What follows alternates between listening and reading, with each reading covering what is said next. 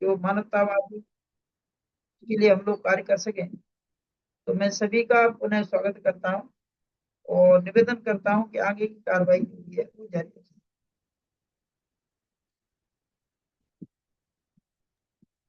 बहुत बहुत धन्यवाद, बहुत बहुत साधुवाद माननीय राष्ट्रीय अध्यक्ष जी। मैं अपने सभी संतों गुरुओं के चरणों में नमन करते हुए आज इस वेबिनार की शुरुआत करता हूं। सभी का बहुत बहुत धन्यवाद। तो जैसा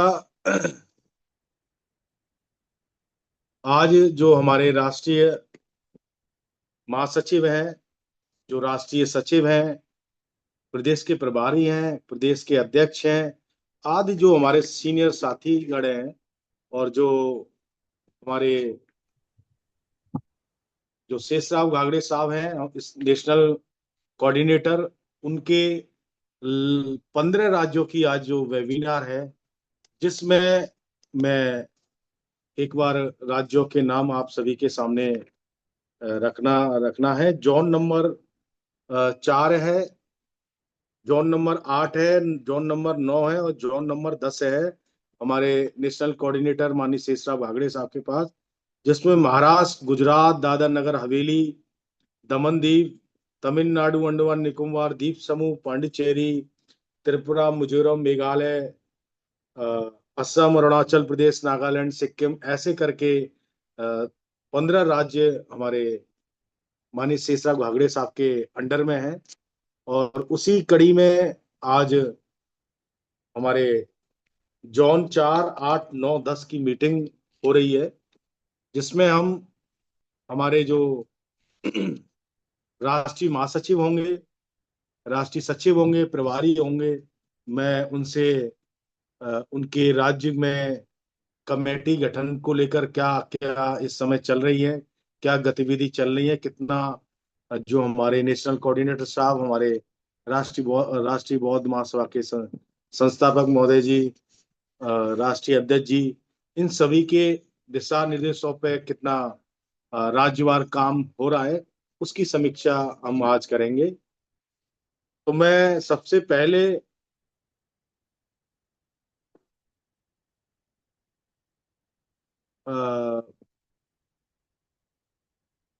महाराष्ट्र प्रदेश के प्रदेश अध्यक्ष डॉक्टर चांगदेव सैंडे साहब, अगर मेरी आवाज सुन पा रहे हो, डॉक्टर चांगदेव सैंडे जी मेरी आवाज सुन पा रहे हैं तो साहब आप आए और अपने प्रदेश की रिपोर्ट रखेंगे।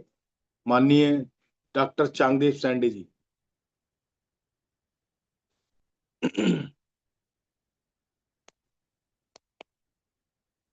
जिन साथियों का नाम लिया जाता है, अगर वो साथी नहीं जुड़े होते हैं तो हमारे जो सीनियर साथी है उनको फोन के माध्यम से आप उनको एक बार फोन कर लें, सूचना कार्यालय योगेश के द्वारा। जी योगेश जी भाई जी। जी, आप जुड़े शेंडे हैं सर। साहब है ना?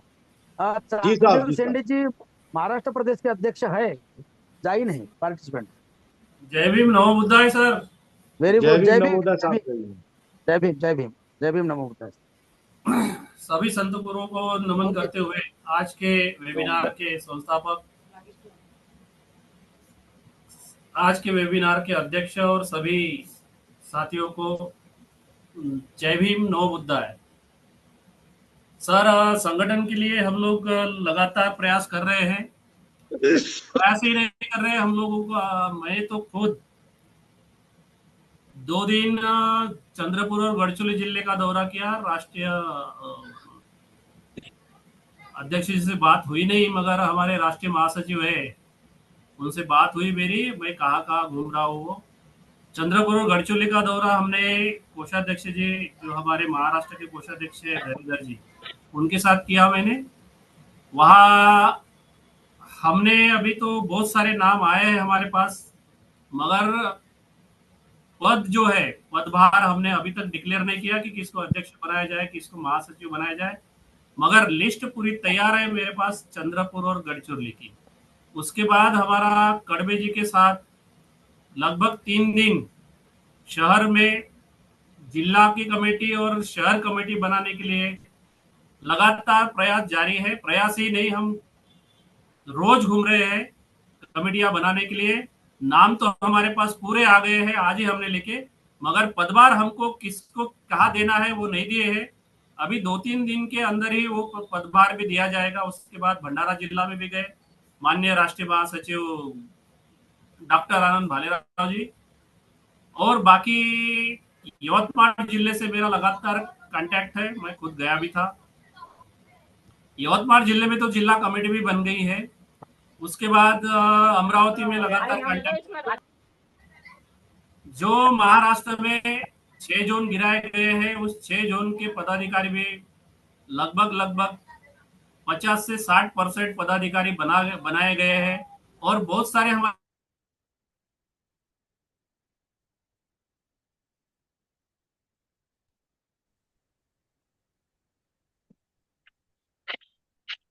आपकी आवाज सर आ नहीं है।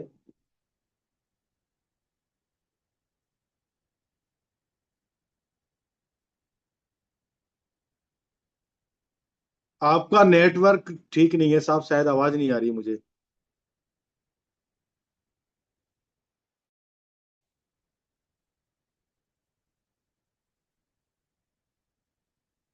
माननीय डॉक्टर चांगदेव सैंडे साहब, मेरी आवाज सुन पा रहे हैं आपकी?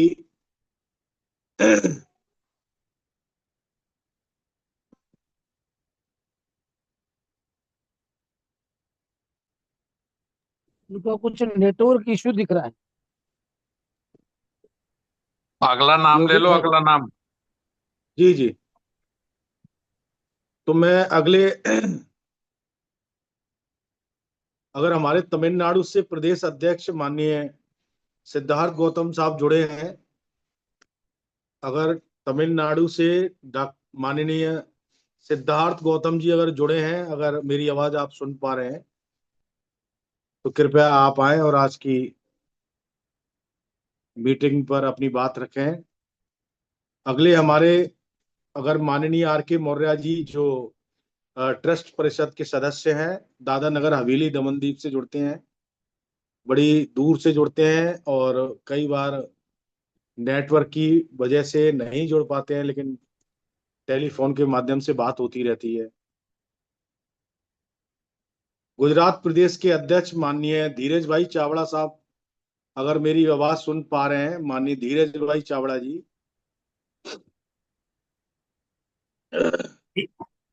योगेश गौतम मान जी, हेलो। जी, योगेश गौतम जी, अगर धीरज भाई नहीं जुड़े हैं तो हमारे उपाध्यक्ष है एच.सी. अमीन साहब। एच.सी. अमीन साहब को बोलो। XC एमिन अमीन साहब जुड़े हैं। अमीन साहब, हाँ, मैं गुजरात प्रदेश के राष्ट्रीय उपाध्यक्ष माननीय XC अमीन साहब को इनवाइट करता हूं, आप आए और अपने स्टेट की रिपोर्ट रखेंगे साहब। नमो बुद्धाय, जय भीम सर। जय भीम सर, जय भीम। माननीय XC अमीन साहब, हेलो हेलो। जी साहब, जी साहब। जय भीम नमोदय। मैं एच सी जय अमीन भीम, गुजरात से। जी सर। अभी हमारे प्रदेश अध्यक्ष आ रहे, आउट ऑफ स्टेशन है तो वो जोड़ नहीं पाए हैं। तो मैं तथागत बुद्ध के चरणों में और हमारे सारे महापुरुषों के चरणों में कोटि कोटि वंदन करता हूँ, और हमारे जुड़े सारे साथियों को मेरी ओर से दिल की गहराई से जय भीम नमो बुद्धाय। सवाल संगठन का है तो हम लोग पूरे प्रयासरत है और काम हमारा चल रहा है। पूरे अहमदाबाद में हमने सारी एक गठन बना ली है। गांधीनगर में अभी तैयारी है, नाम काफी मतलब सिलेक्ट हो चुके हैं, और पोरबंदर और जूनागढ़ में भी काफी नाम बन चुके हैं। तो हम इस महीने नहीं, लेकिन अगले महीने 15 दिन के अंदर ये सारी चीजें हम कंप्लीट कर पाएंगे। तो हम लगे हुए हैं। ठीक है सर। अपनी आपकी बात होगी साहब।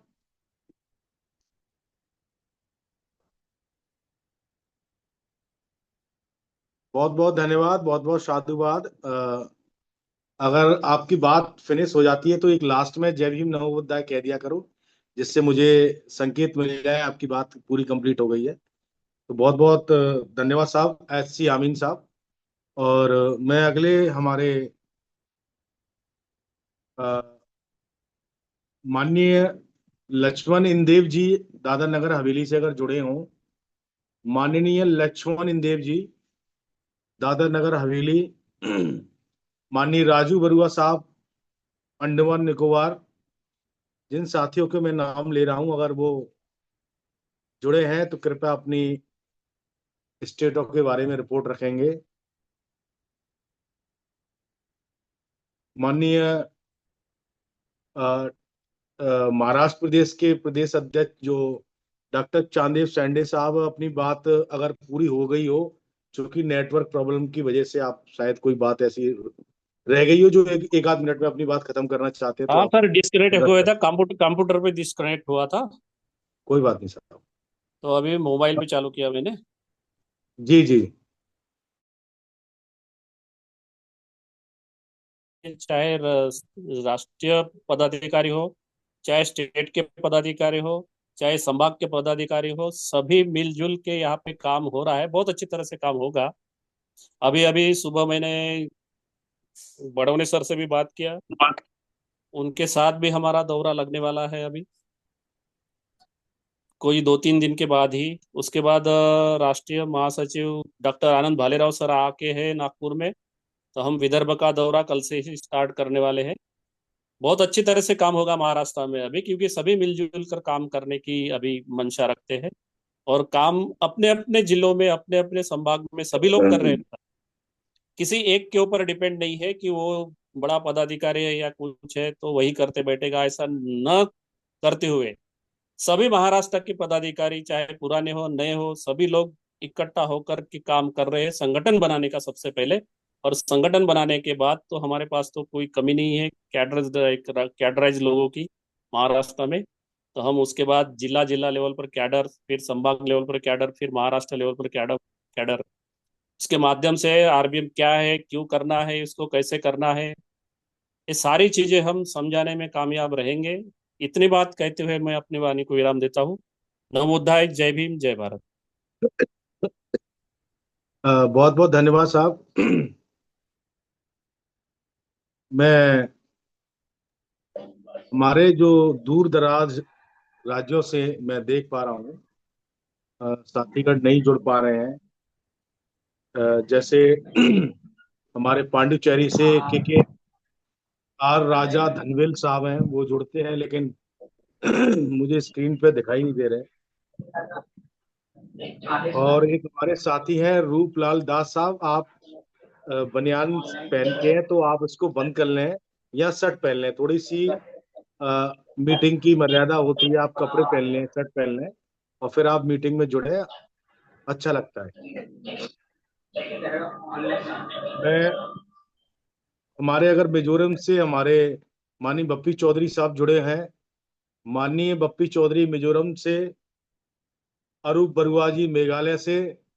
चूंकि ये बहुत दूर के राज्य हैं और नेटवर्क की प्रॉब्लम है, पहाड़ी क्षेत्र है, लेकिन मैं फिर भी उनका नाम ले रहा हूं। आर माधव बरुआ साहब है त्रिपुरा से, अगर जुड़े हैं तो कृपया आप अपने मोबाइल को अनम्यूट करेंगे और अपनी बात रखेंगे। और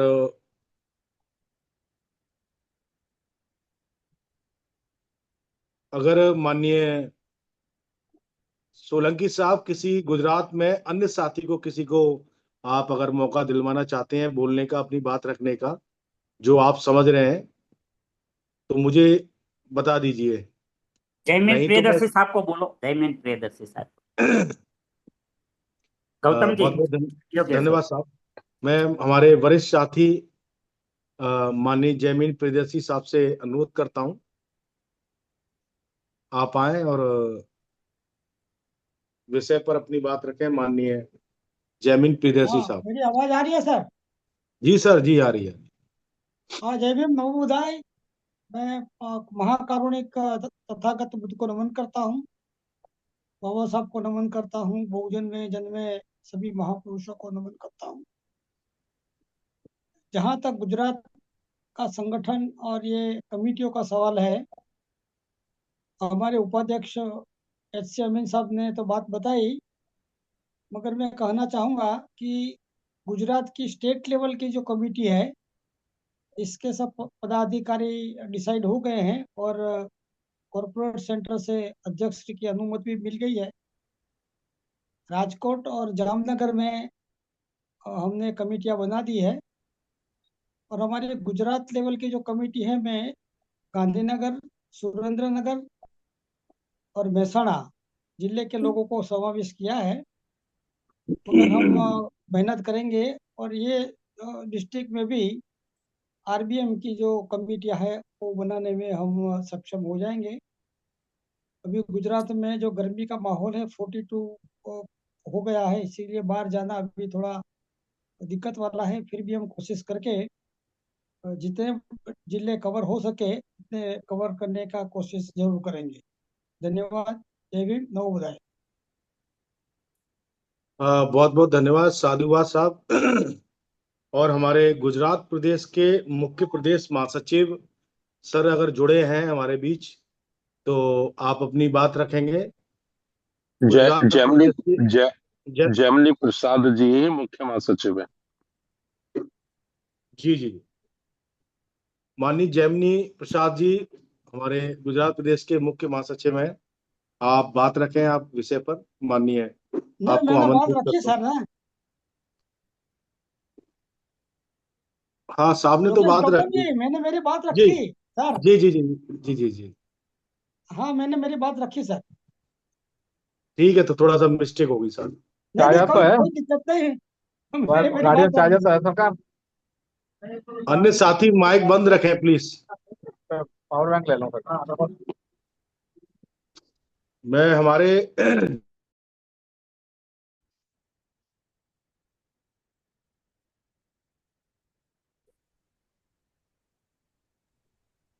संचालक जी अपना माइक खोल लो। जी जी माइक माइक खोल लो गौतम जी, माइक की आवाज। जी जी, मैं हमारे राष्ट्रीय सचिव प्रभारी हमारे महाराष्ट्र गुजरात दादरा नगर हवेली दमनदीप माननीय खेमचंद सोलंकी साहब से आग्रह करता हूं आप आए और आज के विषय पर अपनी बात रखें। माननीय खेमचंद सोलंकी साहब। जय भीम, नमो बुद्धाय। आवाज आ रही है? तो जी साहब, आ योगेश रही जी, है, आ रही साहब। महाकारुणी तथागत गौतम बुद्ध को नमन करते हैं।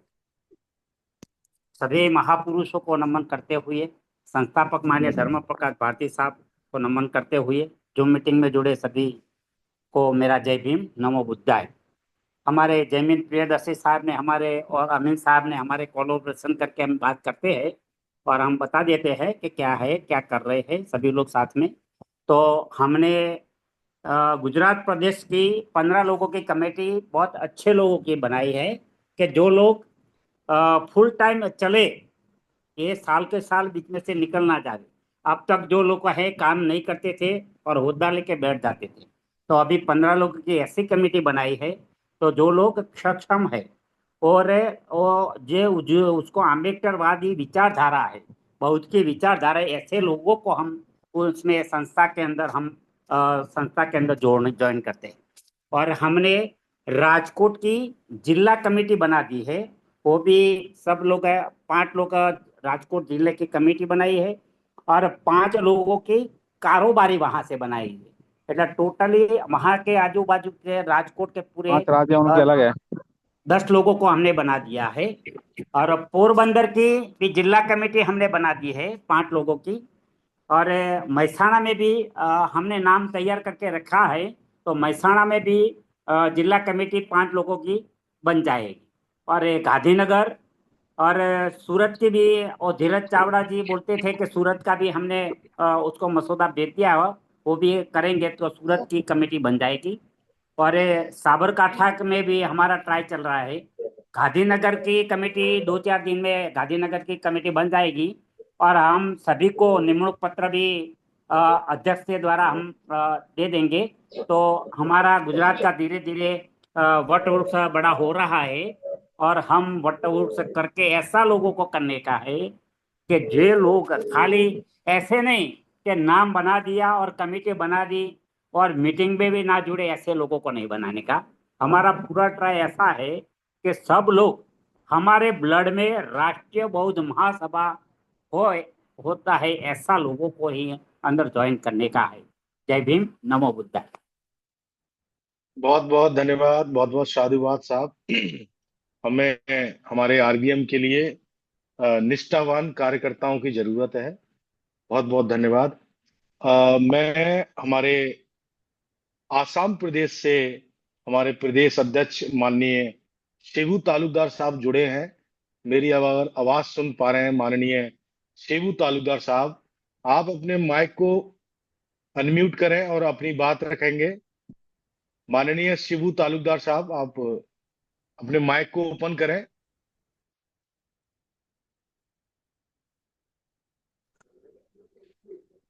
जय भीम नमोबुद्धाय साहब। जय भीम नमो बुद्धाय। मेरी आवाज आ रही है? जी आ रही है साहब। हाँ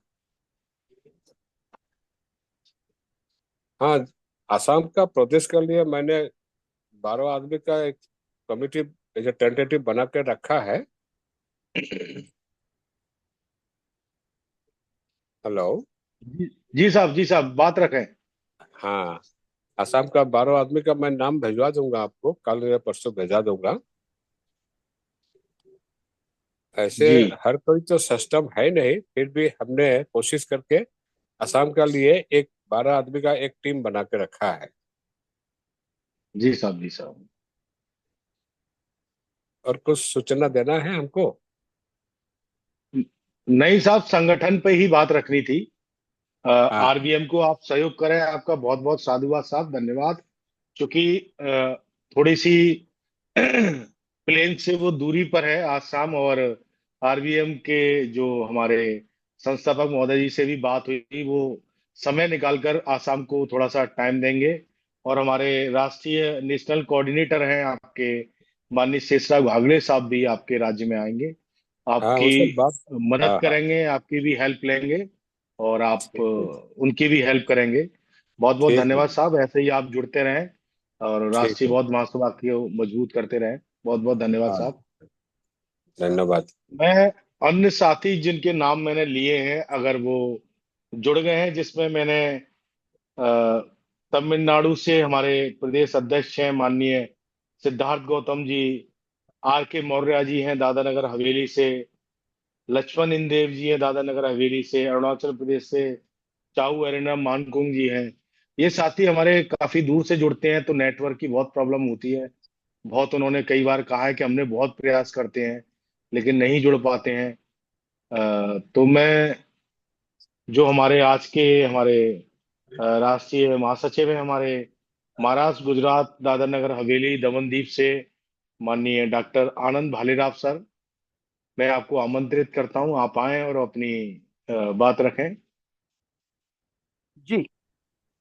संचालक महोदय जय भीम। और जय भीम सर। राष्ट्रीय राष्ट्रीय चीफ जनरल सेक्रेटरी, आप बहुत बढ़िया संचालन कर रहे हैं, मुझे बोलने का मौका दिया। आज का जो राष्ट्रीय बौद्ध महासभा द्वारा राज्य कमेटी के गठन के हेतु चर्चा, तो मेरे पास महाराष्ट्र, गुजरात, दादर नगर हवेली और दमन दीव का प्रभार है। आज के मीटिंग में, वेबिनार में आभार एवं समापन करने के लिए माननीय धम्म प्रकाश भारती बौद्ध जी, पूर्व विधायक संस्थापक जी, अध्यक्षता कर रहे बी एस बौद्ध जी राष्ट्रीय अध्यक्ष, मुख्य अतिथि माननीय इंजीनियर रमेश चंद्र बनगोत्रा जी राष्ट्रीय उपाध्यक्ष, मुख्य वक्ता माननीय शेषराव घांगले जी नेशनल कोऑर्डिनेटर, सभी राष्ट्रीय महासचिव, राष्ट्रीय सचिव, प्रदेश प्रभारी, प्रदेश अध्यक्ष, और जो 4 जोन और 15 राज्य से जुड़े कर्मठ समर्पित पदाधिकारी, कार्यकर्ता गण, भाई और बहनों, अभी करुणा के सागर, मैत्री और करुणा के सागर तथागत बुद्ध को वह नमन करते हुए, प्रियदर्शी राजा सम्राट अशोक, सामाजिक क्रांति के अनागारिक धम्मपाल जी, सामाजिक क्रांति के जनक महात्मा काकांतीबा फुले, राजर्षि शाहू महाराज, क्रांतिज्योति सावित्रीबाई फुले, हमारे मसीहा परम पूज्य डॉक्टर बाबा साहब अम्बेडकर, महामानव, भारतीय संविधान के शिल्पी बोधिसत्व डॉक्टर बाबा साहब अम्बेडकर, और बौद्ध सम्राट अशोक का भारत सम्राट अशोक का भारत सपना देखने वाले बहुजन नायक मान्यवर कांशीराम साहब जी, और इनको मैं सादर नमन अभिवादन करता हूँ। और सभी संत गुरु महापुरुषों ने जो बहुजन समाज के लिए अपना योगदान दिया और हमें खुशी रहने का मौका दिया और बुद्ध धम्म का कारवा करने का हम कार्य कर रहे हैं। बहुत ही समर्पित भाव से, त्याग से, पवित्रता से, ये श्रद्धा से हम राष्ट्रीय बौद्ध महासभा का कार्य करने के लिए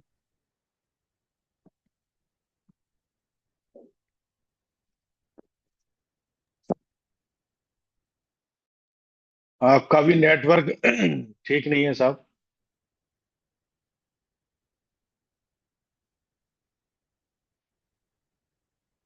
सात जोन भालेराव साहब, आप वीडियो ऑफ कर लेना, तब आपका नेटवर्क ठीक। भालेराव साहब, आप अपना वीडियो ऑफ कर लें या तो, और या फिर नेटवर्क उसमें आए। कर दिया, मेरा आप कर दिया। जय भी भाभी, जी आवाज आ रहा? हाँ, आ रहा है। स्लो स्लो बोले सर, एक स्पीड में मत बोले जिससे अटक जाएगा।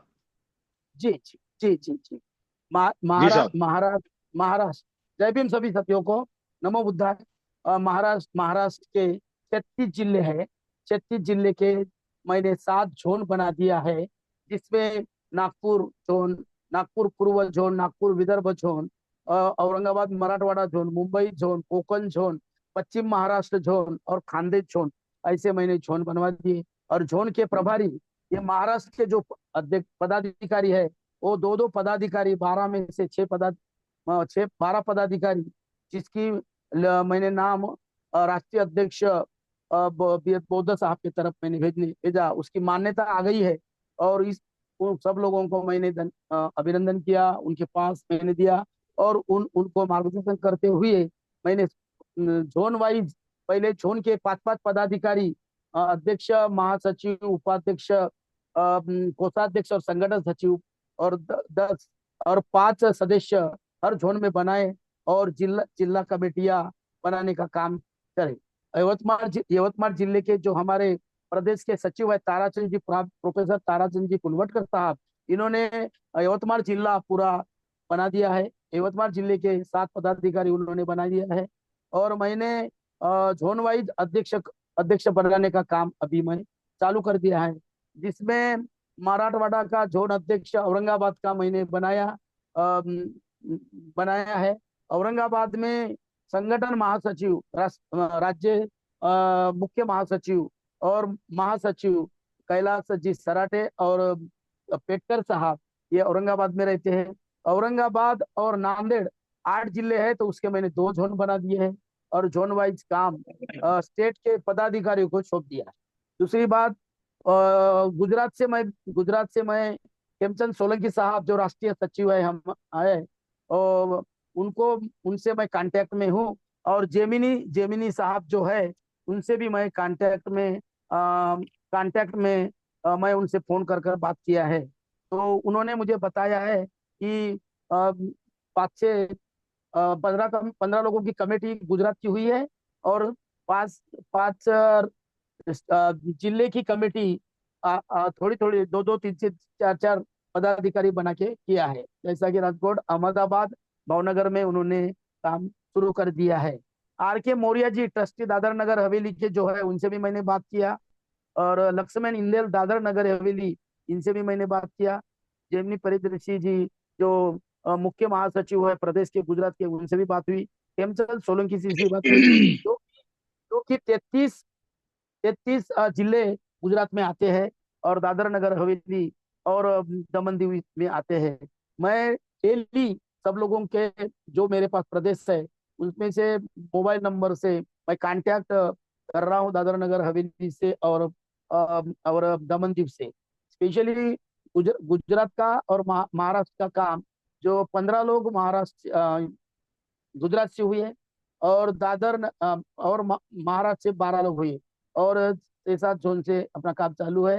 अभी मैं जो पुराने जो साथी है उनसे भी मैं बात कर रहा हूँ, नए साथी है उनसे भी बात कर रहा हूँ और जिला वाइज जिला का संगठन बनाने का काम अभी शुरू हो रहा है। जैसा कि डॉक्टर चांगदेव शेंडे साहब, महाराष्ट्र प्रदेश के अध्यक्ष, इन्होंने जो रिपोर्ट रखी है, अभी मैं नांदेड़ जिले में रहता हूँ, औरंगाबाद में, मराठवाड़े में रहता हूँ और अभी मैं आज ही नागपुर में आ चुका हूँ। उनसे मेरी बात हुई। RBM का कार्यालय नागपुर में, दक्षिण नागपुर में है वहां पर हमारे ईश्वर जी कड़बे साहब ट्रस्टी मेंबर को हमने बुलाए थे, बड़वने साहब को भी हमने बुलाया था, और हम वहां पर सब लोगों से तालमेल कर कर महाराष्ट्र में आरबीएम का संगठन कैसा हो, और पूरे गांव तक, शहर से गांव तक कैसा संगठन बढ़े, इसके लिए मैं रात दिन में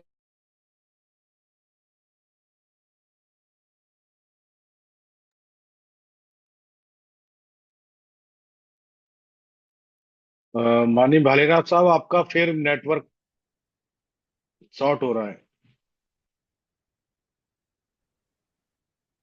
जय भीम। माइक अनम्यूट करो सर, अनम्यूट करो। हाँ, हाँ अनम्यूट है। जी जी जी, बात रखे साहब। हाँ, बात बात रख दिया ना। हाँ रख दिया, तो अभी लास्ट में थोड़ा सा आपका कट गया था। अच्छा अच्छा अच्छा। और महाराष्ट्र महाराष्ट्र के जो 36 जिले हैं, 36 जिले जी को मैंने सात सात जोन में, 7 डिवीजन में, सेमिनारी में, संभाग में मैंने उसको बांटा। और जो जी जी महाराष्ट्र की जो कार्यकारिणी है, महाराष्ट्र के जो ऑफिस बेरर है, जो कि अध्यक्ष, कोषाध्यक्ष, उपाध्यक्ष और मुख्य मुख्य महासचिव, महासचिव, सदस्य सचिव जो है, जो कि रमेश उइके जी गडचिरोली के हैं, और कैलाश सराटे जो मराठवाड़ा के हैं, और प्रोफेसर राजेंद्र लोंढे जी प्रदेश सचिव है। उन लोगों को मैंने संभाग वाइज प्रभार दे दिया है, और उनको मैंने बोला कि जोन के पदाधिकारी जल्दी से जल्दी आप बनाएं। तो 2-3 जोन का काम होने जा रहा है, और जोन के मैंने औरंगाबाद जोन का मैंने अध्यक्ष मैंने नियुक्त किया है। और सब लोगों को जिला जिला वाइज जोन का होने के बाद जिला कमेटियां बनाने के लिए मैंने निर्देशित किया है। उसमें से हमारे ताराचंद जी पुनवटकर जो है यवतमाल डिस्ट्रिक्ट के, वो पश्चिम नागपुर जोन के, उन्होंने यवतमाल जिले की पूरी कार्यकारिणी बना दी गई है। तो ऐसा महाराष्ट्र में काम चल रहा है। जैसा कि डॉक्टर चांगदेव शेंडे साहब ने जो बोला है बात, वो बात हम सब मिलकर यहाँ पर कर रहे हैं। ईश्वर जी कड़बे जी जी और जो सब मिलकर कर रहे हैं। तो ये धीरे धीरे शहर से महानगर से जोन जोन जोन से होते हुए, जिले से होते हुए महानगर पालिका, नगर पालिका होते हुए गांव गांव में ये पूरा संगठन हमारा 5-5 लोगों का खड़ा करना, और 5 पदाधिकारी और 5 सदस्य बनाना, ये काम हमारा जारी है। दूसरी बात, गुजरात से भी मैंने फॉलो अप लिया। गुजरात से खेमचंद सोलंकी साहब जो हमारे राष्ट्रीय सचिव है, उनसे मैं 2 दिन 3 दिन में कांटेक्ट में रहता हूँ। और उसमें हमारे प्रियदर्शी, जेमिनी प्रियदर्शी जो हमारे मुख्य महासचिव है गुजरात प्रदेश से, उनसे भी रहता हूँ। और दादरा नगर हवेली के आर.के. मौर्या जी, जो उनका भी मैंने फोन किया। लक्ष्मण इंदेल जी दादर नगर हवेली से, उनको भी फोन किया। दमन दीव उनको भी मैंने फोन किया। तो गुजरात की 15 लोगों की कार्यकारिणी जो स्टेट की पदाधिकारी बन चुकी है, और 4-5 जिले की बन रही है। और महाराष्ट्र में 4-5 स्टेट की जिले की बन गई। और अभी हम पूरे 36 जिले का दौरा डॉक्टर चांगदेव शेंडे के साथ में करने वाले हैं। तो मैं अभी नागपुर में आ चुका हूँ। तो अभी ये काम हमारा जारी है। आपने मुझे बोलने का मौका दिया, इसलिए मैं अभी धन्यवाद देकर मैं रुकता हूँ। बहुत जय भीम। बहुत बहुत बहुत बहुत बहुत धन्यवाद साधुवाद साहब, आपने 2-2 बार रिपोर्ट रखी आज। बहुत बहुत धन्यवाद साधुवाद।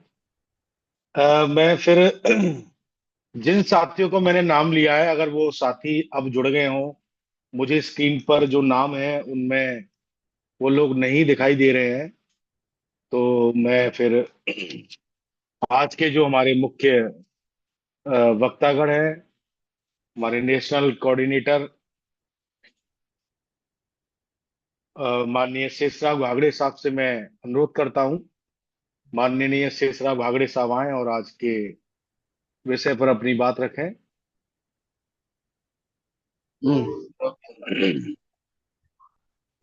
सामने को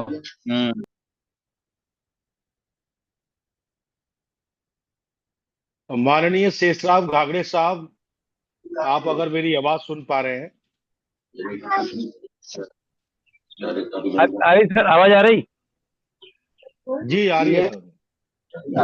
राजकुमार जी, आप अपना माइक बंद करें प्लीज। माइक बंद कर लें, आप बैठे मीटिंग में। हो सके तो शर्ट पहन लें। हो सके तो। जी साहब, बात रखिए।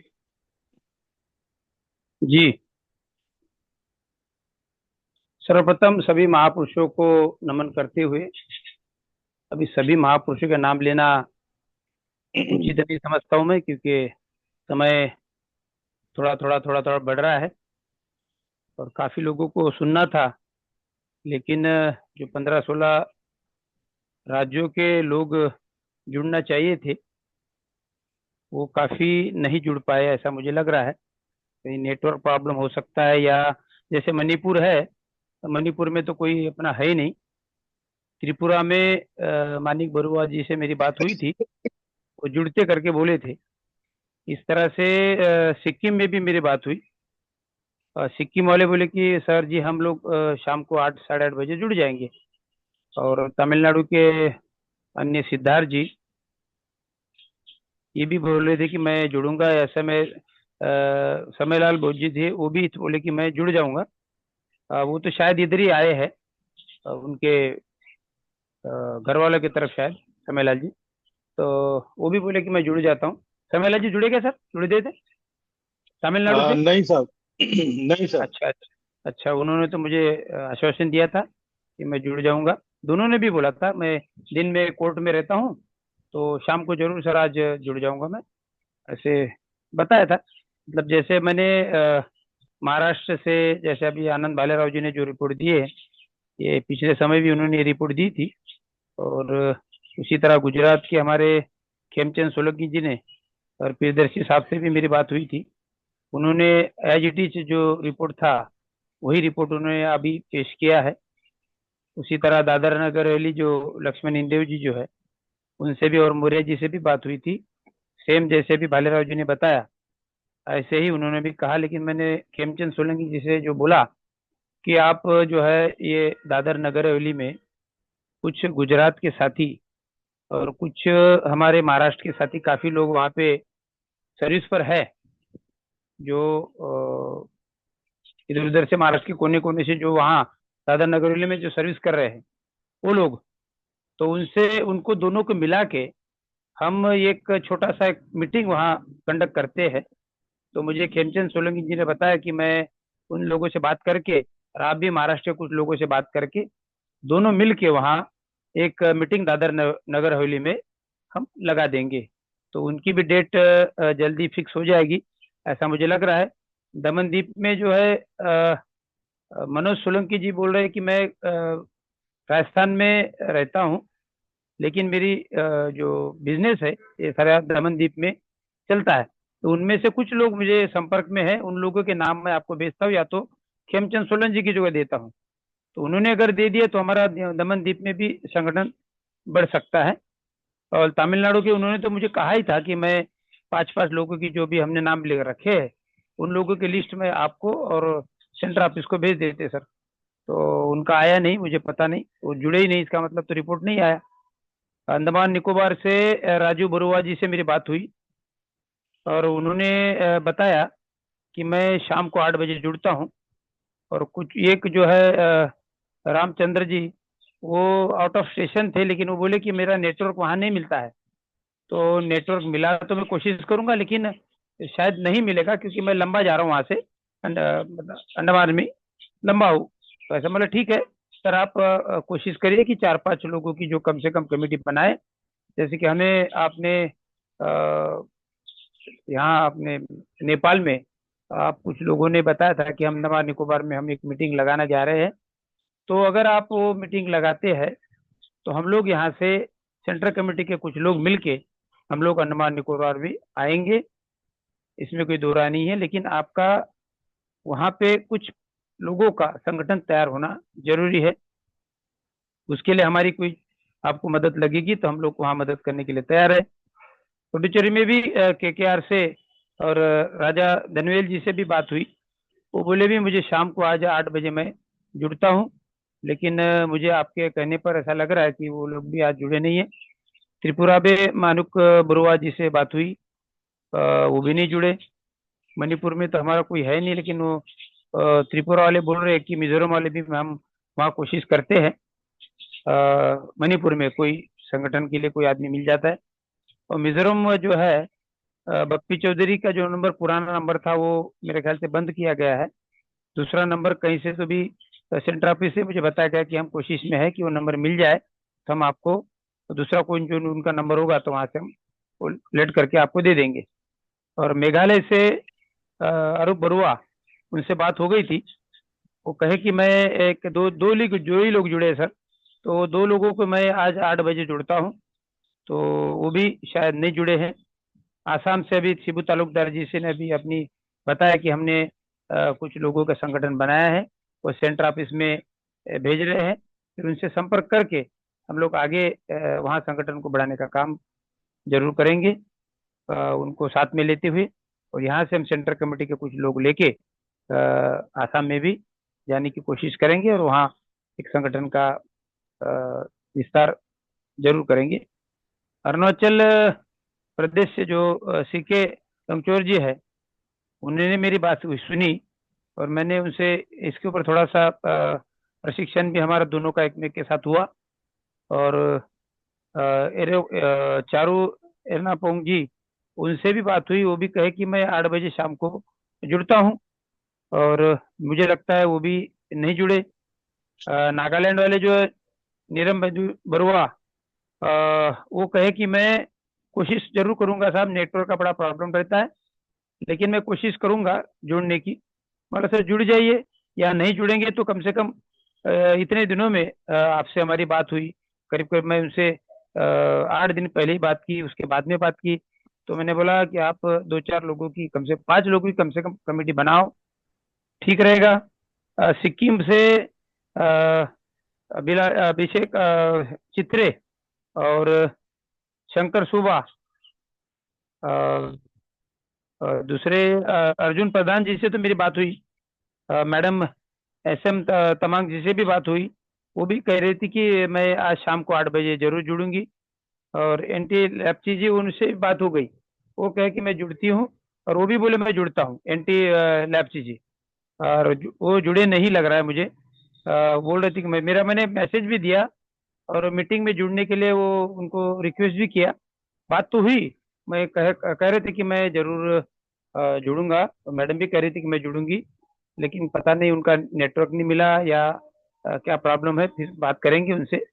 लेकिन ये सारे जो राज्य है, इनमें से कुछ ही राज्यों का हमें रिपोर्ट सही तरीके से मिल पाया, लेकिन वो भी अभी आगे बढ़ेंगे, ऐसा जब समझेंगे हम कि जब उनकी मीटिंग लगेगी, छोटी भी मीटिंग लगे तो भी चलेगा, लेकिन मीटिंग जब लगेंगी, जैसे हमारा महाराष्ट्र का मीटिंग तो अभी 1-2 महीने में है ही है, तो उसके पहले बिफोर महाराष्ट्र के अध्यक्ष जो चांगदेव शेंडी जी है, महासचिव आनंद भालेराव जी है, दूसरे भी उनके साथ महासचिव इस राज्यों के जो बनाए गए हैं, उनके साथ में मिलके ये बिफोर अपना राष्ट्रीय अधिवेशन के पहले कुछ राज्यों के जो इस महाराष्ट्र राज्य के जिले हैं, जो मेरे समय में करीब में 15 राज्यों के जिले के लोगों के नाम मैंने सेंटर ऑफिस में दिए थे। उसके अलावा मैं औरंगाबाद, नांदेड़, ये मिस्टर भालेराव साहब के साथ में ही वहाँ से महाराष्ट्र नागपुर से जो अध्यक्ष थे उस समय के, उनको लेके, कड़बे जी को लेके, बसवंत साहब को लेके, ऐसे कुछ हमारे साथी जो स्टेट लेवल पर थे, उन लोगों को लेके हम कुछ जिलों में अपना संगठन बढ़ाने का काम किया था। तो उसमें से मुझे 12-15 जिलों का नाम सजेस्ट हुआ था, और उनके वहाँ हमने ये बात रखी और उस हिसाब से उन्होंने अपना काम भी किया। वैसे यवतमाल से हमारे ताराचंद कुनूरकर जी जो है, उन्होंने 4-5 जिलों का जो प्रभार उनके पास में रहा है, तो वहाँ पे भी उन्होंने अपनी कमेटियाँ बनाई। वो कमेटी उन्होंने अपनी कमेटी बना के मिस्टर भालेराव जी को और चांगदेव शेंडे जी को सेंटर ऑफिस को भेजी है। तो उसके माध्यम से भी हम एक वहाँ प्रशिक्षण शिविर लगाने का पूरा कोशिश कर रहे हैं, इनके ताराचंद कुनूरकर जी के एरिया में। इसी तरह के जो इनके 5-5, 6-6 जिलों की, 7-7 जिलों की जो एरिया है, जैसे अभी भालेराव जी ने रिपोर्ट दिया उस एरिया में 5-5 पदाधिकारी मिलके, 5 पदाधिकारी जिस तरह से राज्य के हैं, उसी तरह जिलों के जो 5 पदाधिकारी बने होंगे, एक पदाधिकारी के संपर्क में 5 उनके दोस्त रिश्तेदार, इसी तरह से 5-5 जिलों के पदाधिकारी होंगे। उन पदाधिकारियों को मिलके उस जोन में एक एक संगठन बढ़ाने के लिए मीटिंगें लगाई जाए, ऐसा मैं चाहता हूं। और इसी तरह महाराष्ट्र और गुजरात अपना अपना काम कर रहे, लेकिन वो तभी कारगर साबित हो जाएगा जब उस जोन के ये प्रोग्राम लगेंगे, तो वो ऐसा लगेगा कि यहाँ पे हमारा सही में हमारा संगठन बड़ा है। और ये 5 जिलों में, 6 जिलों में, 7 जिलों में इन्होंने जो मीटिंग लगाई, तो यहाँ पे जैसे भी लोग दिखेंगे तो वहाँ सेंटर के लोग हमारे साथ आके वहाँ प्रशिक्षण देंगे, गाइडलाइन देंगे, आगे बढ़ने के लिए सलाह देंगे किस तरह में आगे बढ़ना है। तो ऐसे साथ मिलके हम लोग ये वहाँ से आगे दूसरे जोन में ये इसी तरह संगठन बढ़ाने का काम हम जरूर करेंगे। बशर्ते ये है कि उस जोन का जो जोन के पदाधिकारी बने हैं, उस जोन में एक प्रोग्राम तो भी लगना ही जरूरी है। तभी हम समझ सकते हैं कि यहाँ पे संगठन और यहाँ पे पदाधिकारी सही मायने पे बने हुए हैं, ऐसा मैं कह रहा हूँ। ऐसी सोच हमारे सेंटर की भी है। तो इसी तरह जिन जिन राज्यों का प्रभार मेरे पास है, उन राज्यों को मैंने इसी तरह से सभी को बताया है। महाराष्ट्र हो गया, गुजरात हो गया, दादर नगर हवेली हो गया, दमन-दीव से तो बात हुई, तमिलनाडु के साथ भी बता रहे थे कि मैं जरूर ये 5 लोगों की तो कमेटी बना के आपको दूंगा और सेंटर ऑफिस को भेजूंगा।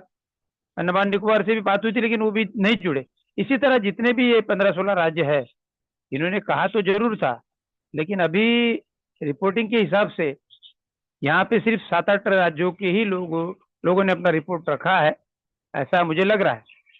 बाकी लोगों के नहीं जुड़ने की वजह से रिपोर्ट भी नहीं आई, और शायद नेटवर्क प्रॉब्लम हो सकता है। जैसे मुझे भी जुड़ने के पहले नेटवर्क प्रॉब्लम था ही, कैसे कैसे मैं तो जुड़ा ही हूँ। लेकिन इसी तरह अगर उन्होंने भी कोशिश की होती तो शायद वो भी जुड़ जाते, तो शायद उन्होंने कोशिश ही नहीं की होंगी, ऐसे हम समझते हैं। तो आगे और उनको हम पुश आउट करेंगे कि आप लोग भाई अगर चाहते हो कि बाबा साहब की मिशन, माननीय कांशीराम साहब की मिशन, तथागत का धम्म, बाबा साहब जिस तरह चाहते धम्म बढ़ाना, धम्म का कारवा, उस तरह से अगर बढ़ाना चाहते हो और बाबा साहब को सही मायने पे आप लोग मानते हो कि सही में मुझे इन महापुरुषों के कम से कम बाबा साहब के धम्म पर बहुत उपकार है, ऐसे अगर जो भी समझते हैं अपने आप को, उन लोगों ने तो भी ये कोशिश जरूर करनी चाहिए। जो लोग नहीं समझते कि बाबा साहब के उपकार मेरे पर नहीं है, ऐसे जो लोग समझते हैं, वो लोगों ने काम नहीं किया तो भी कोई बात नहीं, नहीं जुड़े तो भी कोई बात नहीं। राष्ट्रीय बौद्ध महासभा किसी ना किसी को जो अपने समझ रहे होंगे कि मेरे पे बाबा साहब के अनंत उपकार है, तथागत के अनंत उपकार है, माननीय कांशीराम साहब के अनंत उपकार है, ऐसे अगर समझने वाले लोग अगर संगठन में होंगे या जुड़ेंगे तो ही संगठन आगे बढ़ेगा। वरना हम जिस तरह पीछे चल रहे थे ऐसा ही और पीछे चलेंगे। तो पीछे नहीं चलने के लिए, आगे जाने के लिए संगठन की ही आवश्यकता होती है। और संगठन ऐसे ही जुड़ेगा जिस तरह से त्यागी, समर्पित लोग अगर इस संगठन को बढ़ाने के लिए सामने आ जाएंगे, तभी ये संगठन बढ़ेगा। तो इसीलिए मैं पहले ही बोल रहा हूँ कि जिन जिन लोगों को लगता है कि मेरे पर बाबा साहब के अनंत उपकार है, मान्यवर साहब कांशीराम जी के अनंत उपकार है, महापुरुषों का अनंत उपकार है, तथागत ने जो मार्ग दिया है उस पर मैं चला करके मैं आज इस मुकाम पर पहुंचा हूँ, ये खुद ही अपने आप को अगर समझ रहे होंगे तो ही वो इस संगठन में काम कर सकते हैं, इस संगठन को बढ़ाने का भी काम कर सकते हैं, तन मन धन से इस संगठन को बढ़ाने की जरूर कोशिश कर सकते हैं। लेकिन मुझे तो ऐसा अभी आज के रिपोर्टिंग से तो मुझे ऐसा नहीं लग रहा है लेकिन कोशिश हम भी करेंगे, आप भी करो, जल्दी से जल्दी अगर आपने ये कारवा को आगे बढ़ाने के लिए, इस संगठन को आगे बढ़ाने के लिए कोशिश की और हमें बताया कि हमने ये जिलों में, इस राज्य के ये जिलों में 5 लोग, इस राज्य के ये जिलों में ये 5 लोग, इस राज्य के ये जिलों में 5 लोग, इस तरह से 5-5 लोगों का अभी भी संगठन अगर आपने बना के दिखाया तो हमें लगेगा कि अपने सेंटर से जो जो पद इनको नियुक्त कर दिए गए हैं वो उस लायक है। वरना अगर मुझे ये 4 से आने वाले सेंटर का जो हमारा मतलब अधिवेशन रहेगा, उस अधिवेशन तक इन राज्यों में के कुछ ही लोगों ने कुछ भी संगठन को बढ़ाने के लिए काम नहीं किया तो मैं मेरे पद का इस्तीफा दे दूंगा, क्योंकि मैं समझूंगा कि मैं इस पद के लायक नहीं हूं, तो मैं इस पद पे बना नहीं रहूंगा। अगर इन राज्यों ने अपना संगठन बढ़ाने के लिए तन मन धन से सहयोग किया और बढ़ा के बताया तो ही मैं समझूंगा कि मैं इस पद को आगे बढ़ाने के लायक हूं, वरना मैं इस पद पर बना नहीं रहूंगा। मैं अभी पहले डिक्लेयर कर देता हूं। तो मेरी रिक्वेस्ट है सभी मेरे भाइयों को कि आप अपना संगठन बढ़ाए और बढ़ाने की कोशिश करें। आपके पास और 4-5-6 महीना है। इस महीनों में 2-2 अपने नजदीक के अपने रिश्तेदारों को, अपने भाइयों को, अपने दोस्तों को, जो जो लोग बाबा साहब के अनंत उपकार है ऐसा समझते हैं, ऐसे ही लोगों को जिनके माध्यम से फुकट में उनको नौकरियां मिली, फुकट में उनको पगार मिले, फुकट में उनको पेंशन मिल रही है, ये बाबा साहब की मेहरबानी है। तो उनके अनंत उपकार हम पर ऐसा समझो। नहीं समझ रहे तो मैं बोल रहा हूँ आप समझो, तभी ये काम कर सकते हैं। ऐसा समझेंगे तो जरूर संगठन को बढ़ाने के लिए कम से कम 1 वीक में 2 दिन, 7 दिनों में कम से कम 2 दिन, सैटरडे या संडे जैसे भी आप समझते हैं वो दिन के कुछ समय, कुछ घंटे इस संगठन को बढ़ाने के लिए अपने तन मन धन का उपयोग जरूर करें। सादा सारा पेंशन, सारा पगार आपको देना नहीं है, कुछ थोड़ा सा पैसा खर्चा करना है, थोड़ी सी बुद्धि खर्ची करनी है, थोड़ा सा समय खर्चा करना है। इतना अगर हम सब ने मिलकर अगर सोचा तो मुझे ऐसा लगता है कि ये संगठन जरूर बढ़ेगा नहीं, वो दौड़ेगा। और सेंटर में हमारे अध्यक्ष जी जो आज नियुक्त हुए हैं, अध्यक्ष जी को भी अच्छा लगा कि मैं भी इस पद पर आया, तो कम से कम मेरे अंडर में इतने सारे राज्य है तो उनके लोग भी भाई काम कर रहे हैं और उनको भी अच्छा लगेगा, हमारे संस्थापक अध्यक्ष जो भी अच्छा लगेगा, और वो भी दौड़े दौड़े जहां बुलाएंगे वहां आएंगे। उन्हें तो पहले डिक्लेयर कर दिया था कि आप जहां बोलोगे मैं वहां आऊंगा, बशर्ते यह है कि आपका संगठन मुझे नजर आना चाहिए। वही बात मैं फिर दोहरा रहा हूँ कि मुझे संगठन वहां नजर आना चाहिए। हम लोग आपको जिस तरह की हेल्प चाहिए उस तरह की हेल्प करने के लिए तैयार बैठे हुए हैं। तो इसी को मद्देनजर रखते हुए मैं अपना समय, बाकी जो भी होगा, मेरे तक रिपोर्टिंग हो गया, वो बाकी जो भी थोड़ा बहुत बचा होगा सामान, वो भी मैं अपने अध्यक्ष जी और हमारे उपाध्यक्ष जी, हमारे संस्थापक अध्यक्ष जी, इनको मैं समय देता हूं और यही मेरा वक्तव्य विराम देता हूं। जय भीम, नमो बुद्धाय। साधु साधु साधु। बहुत बहुत साधुवाद, बहुत बहुत धन्यवाद माननीय श्रेष्ठ साहब घाघरे साहब। जरूर अगर आप कोशिश करेंगे और सभी राज्यों के जो हमारे लोग हैं राष्ट्रीय बौद्ध महासभा के, वो साथ देंगे तो जरूर आप के जो हमारे RBM का संगठन है, विस्तार है, वो गठन अच्छी तरीके से होगा। तो अभी तो आपने काम वहाँ स्टार्ट किया है साहब, हम आशा करते हैं आपके नेतृत्व में बहुत ही अच्छी तरीके से ये राज्यों में काम होगा। बहुत बहुत धन्यवाद, बहुत बहुत साधुवाद साहब। मैं आज के हमारे मुख्य अतिथि राष्ट्रीय उपाध्यक्ष राष्ट्रीय बौद्ध महासभा माननीय इंजीनियर रमेश चंद बनगोत्रा साहब जम्मू कश्मीर से हमारे बीच में जुड़े हैं। मैं आपको इनवाइट करता हूं साहब, आप आए और आज के विषय पर अपनी बात रखें। माननीय इंजीनियर रमेश चंद बनगोत्रा साहब। बहुत बहुत धन्यवाद जुगेश जी, आपने मुझे मौका दिया बोलने का। तो मैं अपनी बात रखूं तो ज्यादा नहीं, मैं सिर्फ तथागत गौतम बुद्ध के चरणों को नमन करते हुए और जितने भी मेरे साथी आज जुड़े हुए हैं, उपासक उपासिकाएं जुड़े हुए, उन सबको मेरी तरफ से सादर जय भीम नमो बुद्धाय।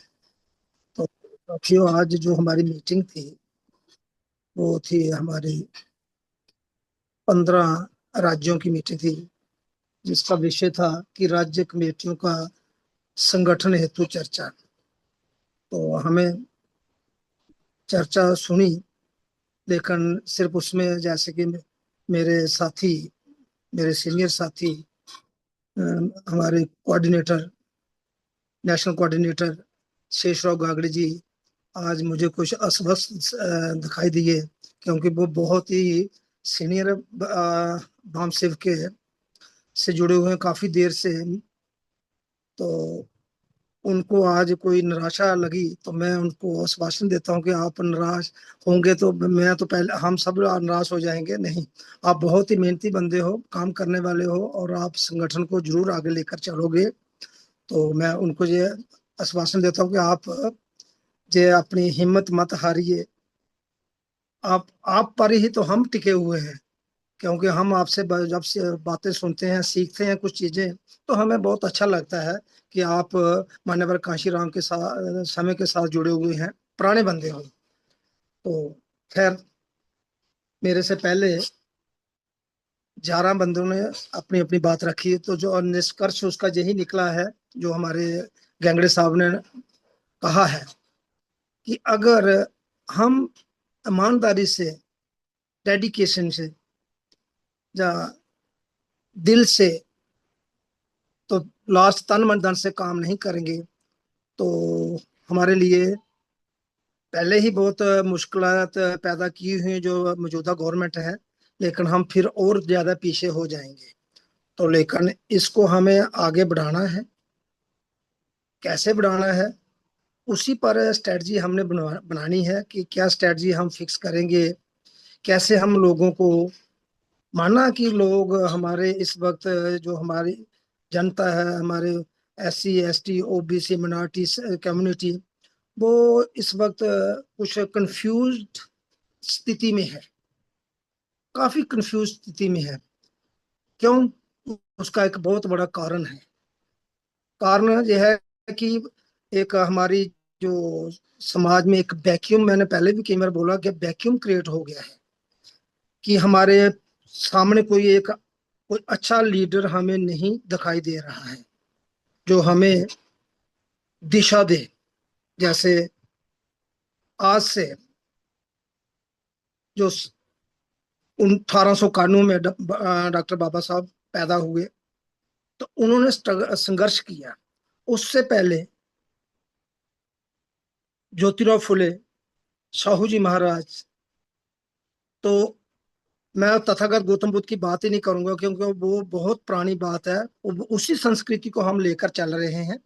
लेकिन जो मौजूदा 200 साल की बात मैं करना चाहता हूँ, मैं 2,500 साल पीछे नहीं जाऊंगा, क्योंकि 2,500 साल हम पीछे जाएंगे तो हमारी जो जनरेशन है वो उसमें बहुत ज्यादा कंफ्यूज हो जाएगी, और ज्यादा कंफ्यूज हो जाएगी।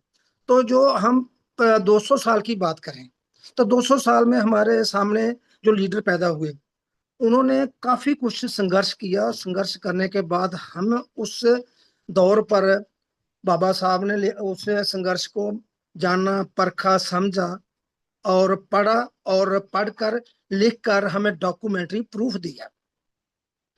मैं पहले भी इस पर चर्चा कर चुका हूं। तो डॉक्यूमेंट्री प्रूफ दिया, लेकिन वो डॉक्यूमेंट्री प्रूफ जैसे बाबा साहब का परिनिर्माण हुआ, तो उसके साथ उनका डॉक्यूमेंट प्रूफ भी, वो उन्होंने जो मनुवादी व्यवस्था थी, मनुवादी सोच थी, उन्होंने उसको वहीं पर दफन कर दिया। जहां पर बाबा साहब को दफन हुए वहां पर उनको भी दफन कर दिया। लेकिन हमारे बीच में एक और महामानव पैदा हुए, मान्यवर कांशीराम जी।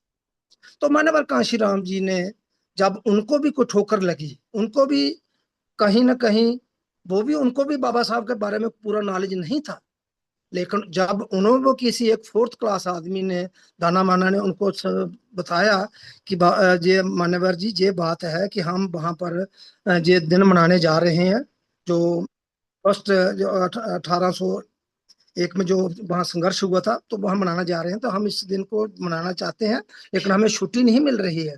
तो लेकिन मान्यवर कांशीराम ने यही बोला, भाई अगर नहीं मिल रही तो मत जाओ।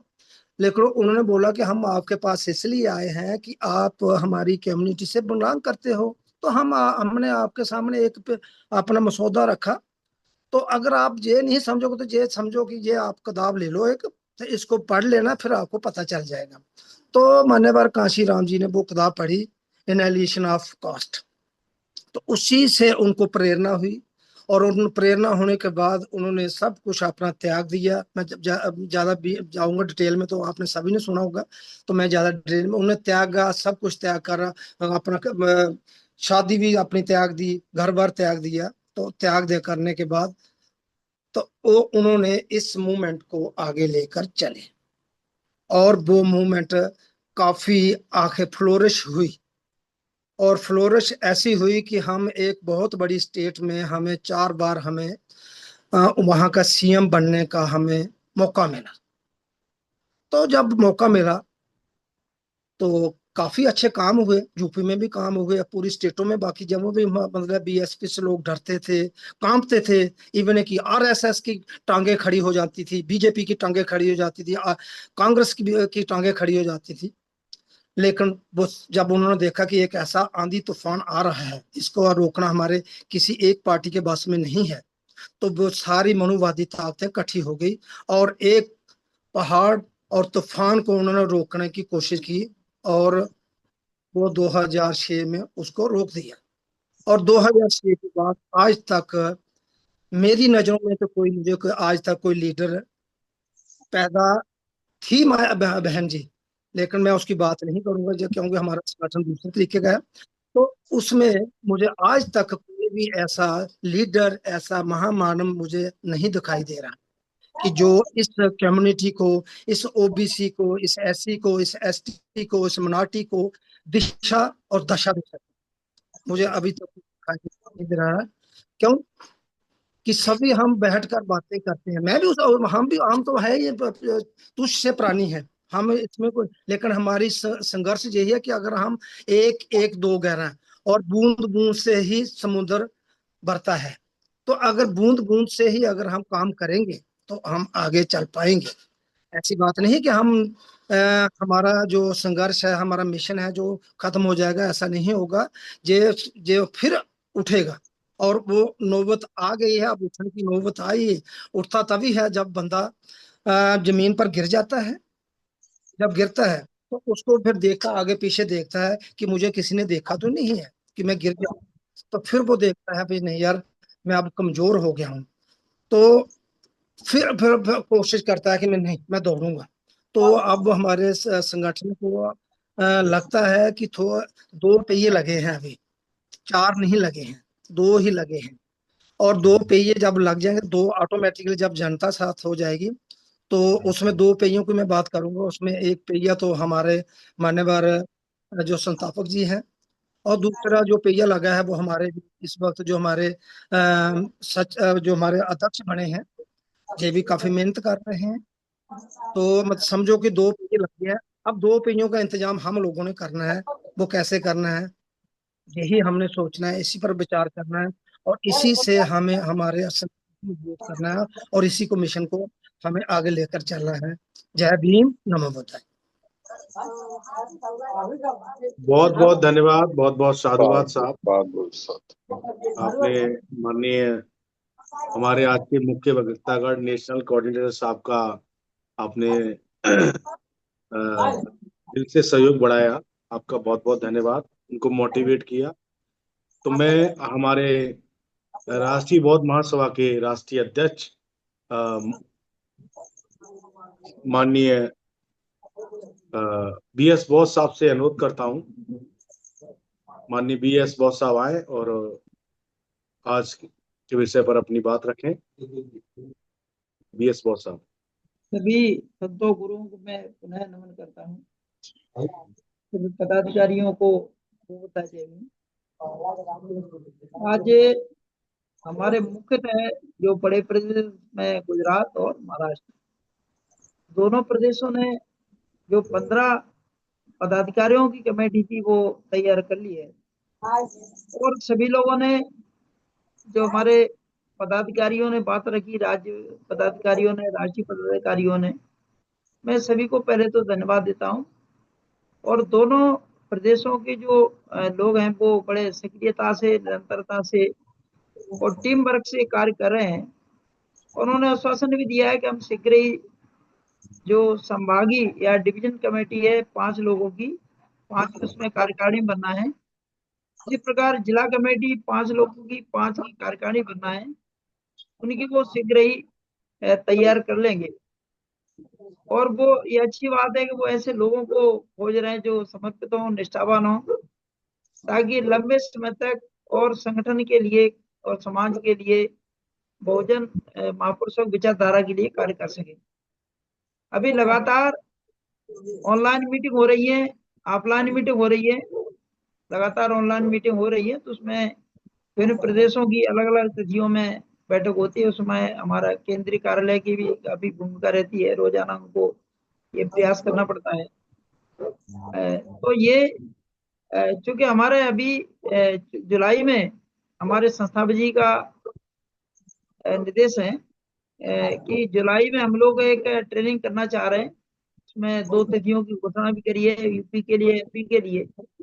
बाकी राज्यों में भी अगर कमेटी बन जाती है जून में, हम लोग मिशन मोड में कार्य करके कमेटी बना लेते हैं, तो हमारे जुलाई में जो हमारा लक्ष्य है कि जुलाई में किस तरह से हम विभिन्न राज्यों में जो हमारे पदाधिकारी बने हैं उनके कर्तव्यों की, उनके दायित्वों की वो किस तरह से फील्ड में कार्य करेंगे, किस तरह से अप्रोच अपनाएंगे, उसके लिए ये हमारा प्रशिक्षण हो सकेगा।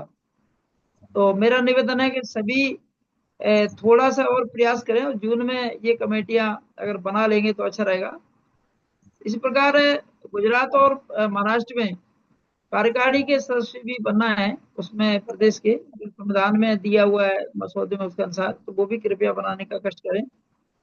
ये चूंकि हमारे बॉर्डर राज्य हैं, नॉर्थ ईस्ट है, साउथ के राज्य हैं, ये हमारी पहुंच वहाँ कम है और हमारे उतना नेटवर्क भी नहीं है। तो मेरा सभी से निवेदन है, चाहे राष्ट्रीय पदाधिकारी हो, चाहे राज्य पदाधिकारी हो, कोई भी हो, सभी इस तरह का जिसका जहाँ संपर्क हो, जिसका जहाँ कॉन्टेक्ट हो, जिस प्रकार से वहाँ सहयोग कर सके उनके वहाँ के लोगों को जोड़ने में, उसमें कृपया जोड़ें। हम लोगों को भी भले ही मोबाइल पे नंबर भी डाल दें, हम लोग भी उनसे संपर्क करेंगे। और जो हमारे राष्ट्रीय कोऑर्डिनेटर हैं, जो हमारे महासचिव बने हैं, जो हमारे सचिव बने हैं, वो सभी हम मिलके और उन राज्यों में भी पहुंचने का प्रयास करेंगे जो पूर्वोत्तर के राज्य हैं 7 और जो हमारे साउथ के राज्य हैं, उनके लिए भी हम लोग सब मिल जाएंगे तो निश्चित तौर पर हमारे कार्य बढ़ेगा। तो मैं पुनः सभी से निवेदन अनुरोध करना चाहूंगा कि कृपया जून के माह में लग के, हमारा जो मई का माह कुछ बचा है और जून का है, तो इसमें अपना जो डिवीजन और जो जिला स्तर की कमेटी के लिए कार्य अभियान चला के मिशन मोड पे कार्य करने का कष्ट करेंगे, तो निश्चित तौर पे हम सब लग जाएंगे तो निश्चित तौर पे हमें सफलता मिलेगी। मैं यही बात अपनी समाप्त करना चाहता हूँ। नमो बुद्धाय, जय भीम। साधु। बहुत बहुत धन्यवाद, बहुत बहुत साधुवाद। माननीय आज हमारे अध्यक्ष जी ने अपनी बात रखी। अब मैं हमारे गौतम जी, जी मेरी आवाज आ रही है? 2 जी, मिनट जी, बादल सिंह बौद्ध जी को दे दो। जी जी जी। जैसा आदेशित हुआ है, मैं माननीय बादल सिंह बौद्ध साहब से अनुरोध करता हूं कि आप आएं और आज के विषय पर अपनी बात रखें। माननीय बादल सिंह बौद्ध साहब। जी सर, सादर नमो बुद्धाय, जय भीम। लंबे समय से इस कारोबार को आगे ले जाने की प्रयासों में अन्य साथी अपने मोबाइल बंद रखें, जवाहर बौद्ध है, बार बार ओपन कर लेते हैं माइक को, प्लीज बंद रखें। जी साहब कंटिन्यू करें। ये राष्ट्रीय बौद्ध महासभा के समर्थक साथी, लंबे समय से ही इस प्रयास में और परिणाम के लिए कार्य कर रहे हैं कि समाज हम पर विश्वास करे। लंबे समय से समाज को, जैसे कि हमारे मुख्य अतिथि जी ने बताया था, विश्वास में कार्यकर्ता नहीं ले पा रहे हैं और इस समाज में हमें पुनः विश्वास प्राप्त करने के लिए मानवर कांसी राम जी हमको कार्य करने होंगे। ये हमारे पास एक जीरोक्स कॉपी है साथ की, जीरोक्स कॉपी से ही अगर हम काम करें, ज्यादा निर्देश और ज्यादा अध्ययन के बजाय ज्यादा हम निचले स्तर पर और जिन सतहों तक हम नहीं पहुंच पाए हैं, जिन राज्यों में नहीं पहुंच पाए, जिन जिलों तक नहीं पहुंच पाए, उन तक हमारे आरबीएम की विचारधारा को पहुंचाएं और आरबीएम की विचारधारा ही समाज को मित्रता के बंधन से एक साथ लाकर कार्य कर सकती है। और इस मित्रता को प्रारंभ हम अपने ही आसपास पड़ोस और अपने ही मोहल्ले से करना प्रारंभ करें। एक अलग आइडेंटिटी हमारी निकल के हमारे कार्यकर्ताओं की आती है। समाज ने लंबे समय से धोखे खाए हैं, इसलिए समाज ने संगठनों पर विश्वास करना कम कर दिया है, बंद ही कर दिया है। और जरा सी भी उम्मीद की किरण दिखाई देती है तो समाज अपना समय, अपना पैसा और अपनी ताकत के साथ खड़ी होती है। उदाहरण के लिए पिछले 100 दिन का अगर हम महाबोधि बिहार आंदोलन को देखते हैं, राष्ट्रीय बौद्ध महासभा के अधिकतर साथियों ने वहां उस आंदोलन में बैठकर देखा है कि समाज ईमानदारी के साथ जो काम कर रहे हैं उनके साथ आज भी चलने को तैयार है। महाबोधि बिहार आंदोलन में न कोई संगठन की बात होती है और न किसी अन्य दल की बात होती है। वहां हमें दिखाई देती है कि समाज का कोई आंदोलन चल सकता है तो राष्ट्रीय बौद्ध महासभा ने भी उसमें बढ़ चढ़कर हिस्सा लिया और सहयोग किया है। ये राष्ट्रीय बौद्ध महासभा पर समाज धीरे धीरे विश्वास करती जा रही है और विश्वास के चलते ही हम भारत के कई राज्यों में पिछले 16 सालों से पहुंच सके हैं। अन्य राज्यों में पहुंचना हमारे लिए चुनौती है। इस चुनौती को जो हमारे नवनियुक्त साथी आ रहे हैं उनके लिए चुनौती है, एक एजेंडा है, एक जॉब है। इस जॉब को हमको पूरा करना है। इस जॉब को पूरा करने के बाद ही हम ये सिद्ध कर पाएंगे कि वास्तव में ही हमारे अंदर महापुरुषों के दिए हुए इस उपकार की तड़प है, उपकार के बदले में समाज को कोई अगली पीढ़ी में ट्रांसफर करने की ललक है। जिन साथियों ने मानवर साहब के साथ काम करके उनका तजुर्बा सीखा है, उनसे हमको ग्रहण करना है और अगली पीढ़ी तक हमें उसको पहुंचाना है। इसी निवेदन के साथ राष्ट्रीय बौद्ध महासभा मानवर साहब का जीरोक्स बनने के लिए और मानवर साहब के अधिकतर कार्य हमारे संस्थापक जी ने देखे हैं और समाज में किए भी हैं और अन्य साथी जो हैं हमारे वो इनका अनुसरण कर रहे हैं, आरबीएम का अनुसरण कर रहे हैं। आरबीएम का जो बायोलॉज बनने वाला है और बायोलॉज में सीधे सीधे से कार्यकर्ताओं के लिए मुख्य रूप से उसको संस्थापक जी ने भी बोला है कि उसको बार बार पढ़ें और किस व्यक्ति की क्या जवाबदारी है उस जवाबदारी को हम स्वतः ही अपना लें। सेल्फ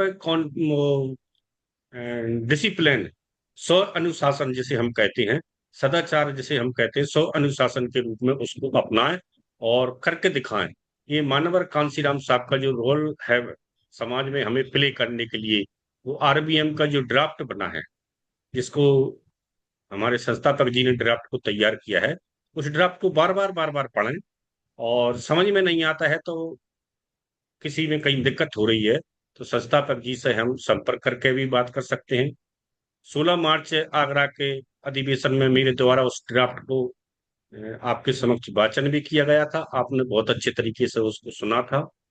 उसको ही हमको लागू करना है। ये हमारे पास कैटलॉग है कार्य करने के लिए। इस कैटलॉग के अनुसार डिस्ट्रिक्ट पैलेस के पदाधिकारी के क्या कार्य हैं, क्या कर्तव्य हैं, संभाग स्तर के कार्यकर्ता के क्या कार्य हैं और प्रदेश स्तर के कार्यकर्ता के क्या कार्य हैं, राष्ट्रीय टीम के क्या कार्य हैं, उनको हमें जब तक पहला अधिवेशन जो हमारा 100 जो हमारी वो बनेगी संसद, पार्लियामेंट्री बोर्ड बनेगा, जब तक उसकी बैठक नहीं हो जाती है हम उन कार्यों के हमारे दायित्वों का रिहर्सल कर लें। उसमें बड़ा मैराथन बैठक चलेगी जो पार्लियामेंट्री बोर्ड की होगी, जिसमें हम पिछले 15 साल में क्या किया और अब हमें संविधान के ड्राफ्ट के अनुसार जो दायित्व मिले हुए हैं उनके अनुसार आगे हमको क्या करना है। जब तक हमको रिहर्सल कर लें, अभ्यास कर लें उसका, तो हम सार्थक कर पाएंगे। और अलग अलग तरीके से, अलग अलग दिमाग से सोचकर अलग अलग तरीके से काम करेंगे तो हमको आउटपुट रिजल्ट ओरिएंटेड हम दिखाई नहीं देंगे। इसलिए ये ड्राफ्ट आपके समक्ष रखा है। जो जिसको जवाबदारी उसमें सौंपी गई है या जो नियुक्तियां की जा रही हैं वो नियुक्तियां पूर्ण विश्वास के साथ आपके साथ की जा रही हैं। और वो नियुक्तियां इसलिए की जा रही हैं कि जो ड्राफ्ट है उस ड्राफ्ट को आपको, आपके लिए ये कैटलॉग जॉब कार्ड है, आप उस जॉब कार्ड करेंगे। आपने मुझे समय दिया, महत्वपूर्ण समय दिया। माननीय मुख्य अतिथि जी के बाद, अध्यक्ष जी के बाद मैं आपका बहुत बहुत आभारी हूँ। सादर नमस्कार। जय हिंद। साधु साधु साधु। बहुत बहुत धन्यवाद, बहुत बहुत साधुवाद साहब। अपने सभी साथियों का मोटिवेट किया। मैं अब हमारे संस्था के संस्थापक महोदय जी माननीय धर्म प्रकाश भारती बहुत साहब से अनुरोध करता हूं आप आए और आज की जूम वेबिनार में जुड़े सभी साथियों ने अपनी बातें रखी। सभी साथियों का आभार प्रकट करें, सभी साथियों को आशीर्वाद दें। माननीय संस्थापक महोदय जी।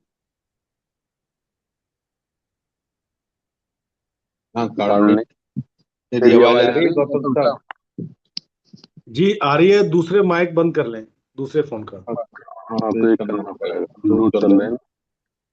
हाँ मेघ बंद कर दिया मैंने, अब आ रही है आवाज? जी जी। सभी संत गुरुओं को नमन करते हुए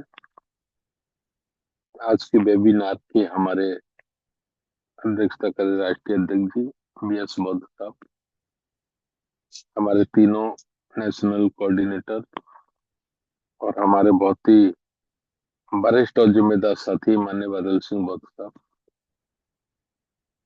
संचालन कर रहे हमारे युवा साथी योगेश गौतम जी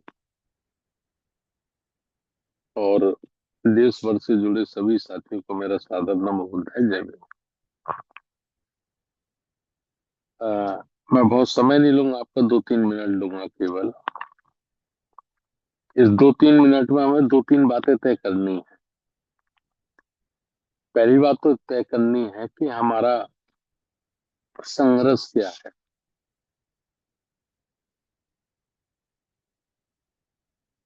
अगर ये बात तय हो जाए कि हमारा संघर्ष ये है ए, तो बी पे ये बात तय हो जाए कि किसके साथ है। बी पे ये तय हो जाए कि किसके साथ है, और जब बी पे ये तय हो जाए तो फिर सी पे ये तय हो जाए कि हमारी तैयारी क्या है। बहुत शॉर्टकट मैंने ये कहा है तो इसको थोड़ा सा डिटेल में बता दूं कि हमारा जो संघर्ष है वो है संस्कृति के साथ, अर्थात विचारधारा के साथ। और सी पे मैं प्रकाश डालूं तो जो मनुवाद, ब्राह्मणवाद, पूंजीवाद का समर्थन करते हैं उनके साथ है। और सी पे मैं अपनी चर्चा करूं तो इसका मतलब है कि इन सारी व्यवस्थाओं से कामयाब आंदोलन, यानी आंदोलन दो प्रकार के होते हैं। एक ही कि हमने आंदोलन किया, दूसरा ही कि हमने कामयाब आंदोलन किया। कामयाब आंदोलन की परिभाषा अगर सीखनी है तो आप नेशनल मंडेला के आंदोलन से सीख सकते हैं। ये तीन बात हो गए। मैं बहुत बड़ा धन्यवाद करना चाहता हूं आज के हमारे जो मुख्य वक्ता थे, नेशनल कोऑर्डिनेटर शेषराव गांगड़े साहब। जिस जोन की आज मीटिंग है, परिक्षेत्र पर क्षेत्र, ये बहुत टफ है। ये हमारे सामने ही टफ नहीं है, ये बाबा साहब डॉक्टर अम्बेडकर साहब के सामने भी टफ था। ये मान्यवर काशीराम साहब के सामने भी टफ था। और जब मैंने ये कहा कि मान्यवर काशीराम साहब के सामने भी टफ था, तो हो सकता है कि कुछ लोग सबूत मांगे। तो सबूत ये कि इन 15 राज्यों में से 10 राज्यों में हमारी अपनी पार्टी बहुजन समाज पार्टी की इकाई नहीं थी। इकाई नहीं थी इन 15 राज्यों में से 10 राज्यों में। इसका मतलब मान्यवर काशीराम साहब के सामने भी एक टफ था। इसीलिए तो इन राज्यों में इकाई नहीं थी, कमेटियां नहीं थी बहुजन समाज पार्टी की। तो हमने ये सोचा कि हम बाबा साहब के अनुयायी हैं और काशीराम साहब के सिपाही हैं, और वाकई हम सच्चे सिपाही हैं, तो हमें ये चुनौती स्वीकार करनी चाहिए। और राष्ट्रीय बौद्ध महासभा ने पिछले 5-6 वर्षों में ये चुनौती स्वीकार की है। चुनौती स्वीकार करने का मतलब, जहां हमारी कमेटियां नहीं थी, हमारा संगठन नहीं था, राष्ट्रीय बौद्ध महासभा वहां भी संगठन स्थापित करेगी, वहां भी कमेटियां बनाएगी। मैं बहुत बड़ा धन्यवाद करना चाहता हूँ शेषराव साहब का, चूंकि वो मान्यवर साहब के साथ काम किए, हमसे फिर जुड़े हैं और बहुत ही सच्चे ईमानदार व्यक्ति हैं।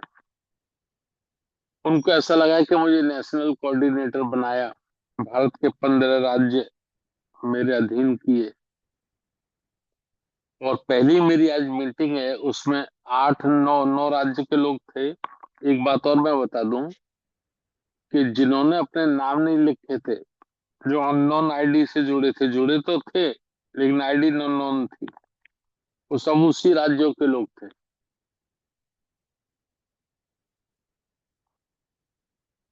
तो मैं अनुरोध करना चाहता हूं उनसे कि उन्हें छोटा मन नहीं करना चाहिए। बीज डलना शुरू हुआ है, बीज डला है तो जुताई और गुड़ाई भी होगी, और जुताई गुड़ाई होगी तो पानी भी लगेगा, और पानी लगेगा तो बीज अंकुरित होगा, बीज अंकुरित होगा, और बीज अंकुरित होगा तो बाग भी बनेगा। दुनिया में कोई नहीं जानता कि 1919 में बाबा साहब डॉक्टर अम्बेडकर जी ने 20 पेज का एक पत्र दिया था ब्रिटिश गवर्नमेंट के प्रधानमंत्री, और उस समय बाबा साहब की उम्र 22-23-24 साल थी, ज्यादा नहीं थे। किसी ने संज्ञान नहीं लिया, किसी ने संज्ञान नहीं लिया, ना भारतीय मीडिया, ना भारतीय मनुवाद, ना भारतीय राजनीति। हमारी सबसे बड़ी कमजोरी क्या है कि हमें इतिहास का ज्ञान नहीं है। लेकिन 1927 में ब्रिटेन के प्रधानमंत्री ने उस एक लेटर, एक पत्र का ज्ञान लिया। बोले अम्बेडकर ने लिखा था कि इस देश में 90% लोगों के साथ भेदभाव होता है, इसको अच्छा होती है। उनके साथ मानवीय जीवन नहीं जिया जाता। समझिए, मैं बहुत बड़ी बात कह रहा हूं आपसे। और उसी पे साइमन कमीशन बना, उसी पे 17 अगस्त 1932 को रिपोर्ट आई, उसी पे 1935 के फर्स्ट इंडिया एक्ट यानी पहले भारतीय संविधान में अधिकार सुनिश्चित हुए। कोई समझ सकता था कि बाबा साहब का एक छोटा सा लेटर, उनके हाथ की लिखी हुई छोटी सी चिट्ठी कितना बड़ा काम कर सकती। वही काम हम लोग आज राष्ट्रीय बौद्ध महासभा के माध्यम से अपने संत गुरुओं का कर रहे हैं। आज लगेगा बहुत छोटा काम है, ये लोग जूम पे बैठ जाते हैं, ये करते हैं, वो करते हैं, बहुत छोटा लगेगा ही। लेकिन आज के 5 वर्ष के बाद जब हमारा ये युवा पीढ़ी, हमारी नई जनरेशन इस विचार के साथ सड़कों पे होगी, संसद में होगी, विधानसभा में, तब लगेगा कि काम छोटा नहीं था यार, बहुत बड़ा था। इस आंदोलन की आग लगनी थी कहीं ना कहीं से, किसी ना किसी को दिसलाई लगानी थी, किसी ना किसी को माचिस घिसना था।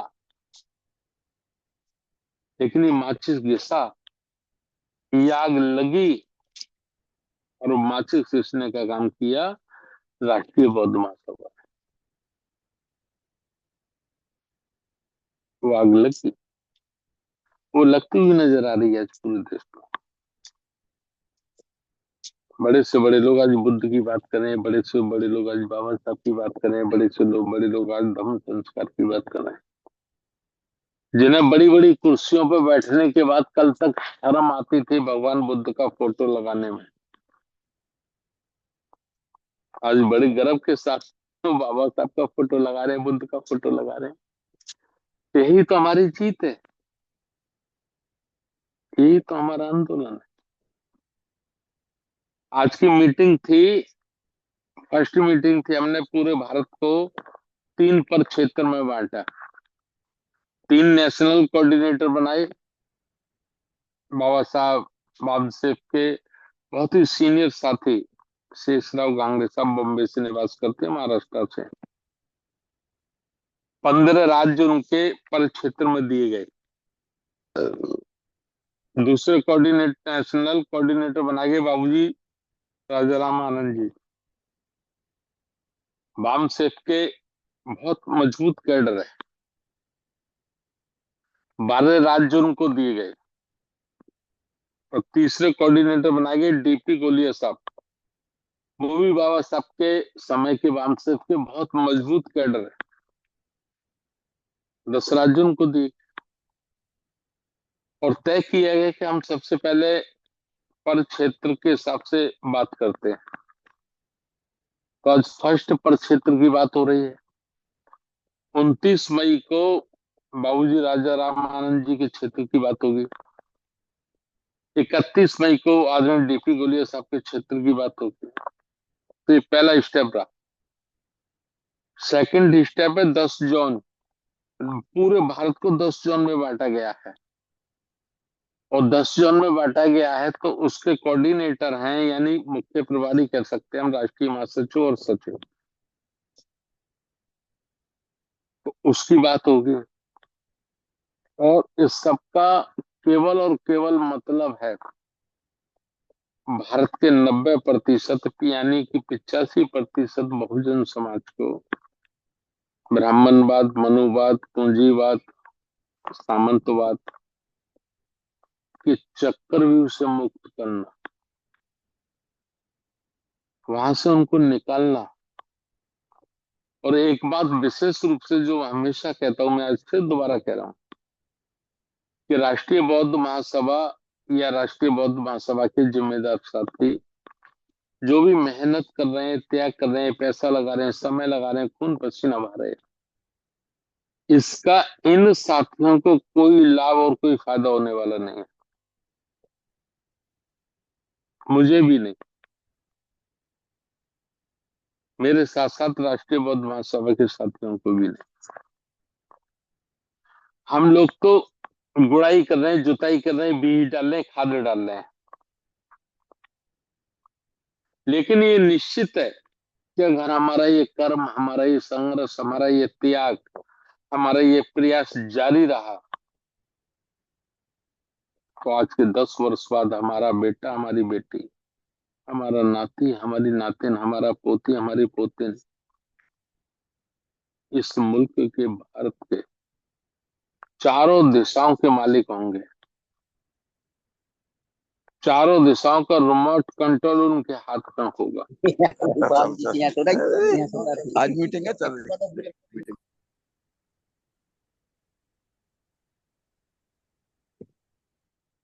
आज से 200 वर्ष, 150 वर्ष और 100 वर्ष पहले अगर ये त्याग महात्मा ज्योतिराव फुले, छत्रपति साहू महाराज, बाबा साहब डॉक्टर अम्बेडकर और भी बहुत हमारे संत गुरु रहे, संत रविदास, संत कबीर, गाड़ गए, बहुत रहे, उन्होंने बीज नहीं बोया होता, उन्होंने खाद नहीं डाला होता, शायद आज हम कॉलर बड़ा करके टाई लगाकर IAS IPS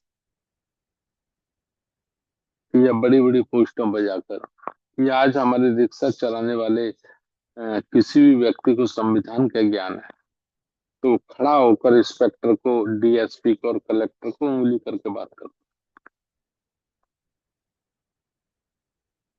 शायद उस समय हमारे समाज को नहीं लगा था कि इनका त्याग, इनकी मेहनत, इनकी सोच इतना आगे तक जाएगी। मैं बहुत बड़ा आभारी हूं और उनके शिष्य भी हूं, माननीय काशीराम का। उन्होंने अपने जीवन के सारे त्याग, सारे सुख, सारी सुविधाएं, जो व्यक्ति साइंटिस्ट था, डिप्टी डायरेक्टर था, नीली बत्ती की कार, बड़ा बंगला था, एक किताब पढ़कर सब कुछ त्याग। मुझे लगता है कि राष्ट्रीय बौद्ध महासभा में काम करने वाले 90% लोग उसी विचारधारा से समझे हुए, तैयार हुए, प्रभावित हुए लोग। समय बहुत हो गया, बहुत ज्यादा नहीं कुछ कहना चाहता, 1 मिनट कहना चाहता हूं बस। मरना सबको है। बुद्ध ने संसार में 2 बातें कही, जन्म जितना सत्य है, मृत्यु भी उतनी ही सत्य है। राजा हो, रंग हो, सम्राट हो, बेकारी हो, चाहे जैसा कोड़ी हो, कुछ भी हो, मृत्यु उसकी भी होनी है। इसके साथ साथ बुद्ध ने कहा, हमारे राष्ट्रीय उपाध्यक्ष इंजीनियर रमेश मनगुप्ता साहब ने कहा था कि मैं बुद्ध की बात नहीं कर रहा हूं, मैं उनका ध्यान आकृष्ट करना चाहता हूं कि बुद्ध के उपदेश या उनका ज्ञान ही आज संसार का निर्माण कर रहा है। सर मैंने वो नहीं सर, मैंने ये बोला था कि हम बुद्ध को तो मानने वाले हैं, लेकिन हम जो परिस्थितियां हैं इस वक्त उसको आगे लेकर चलेंगे। नहीं, बिल्कुल बिल्कुल, मैं बुद्ध आपकी को बात के मानने वाले हम समर्थन, हैं।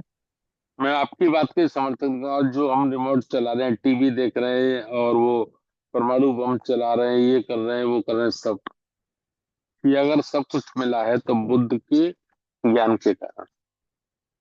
मेरा कहने का मतलब केवल ये था, मैं आपकी बात नहीं काट रहा हूं, मेरा कहने का मतलब था कि बुद्ध ने 2 बातें कही, जन्म जितना सत्य है उतना ही सत्य मृत्यु है। राजा, रंग, भिखारी, अमीर, गरीब, या जिन्होंने ये वायदे किए कि दुनिया हमने बनाई, कण कण में हम हैं, वो भी मृत्यु से नहीं बच सके। उनको भी मृत्यु के काल में जाना पड़ा। तथागत के जमाने में एक भिक्षु ने एक प्रश्न पूछा कि तथागत, हमने ये सब बात मान ली, इसके बाद हमें ये बताओ कि करना क्या है। तो बुद्ध ने कहा कि जीवन एक यात्रा है, जन्म से शुरू होती है और मृत्यु पे समाप्त होती है।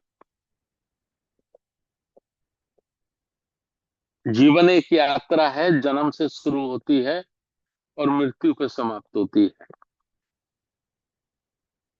इसमें जितना बोओगे, जितना बोओगे, जितना बोओगे, वही काटो।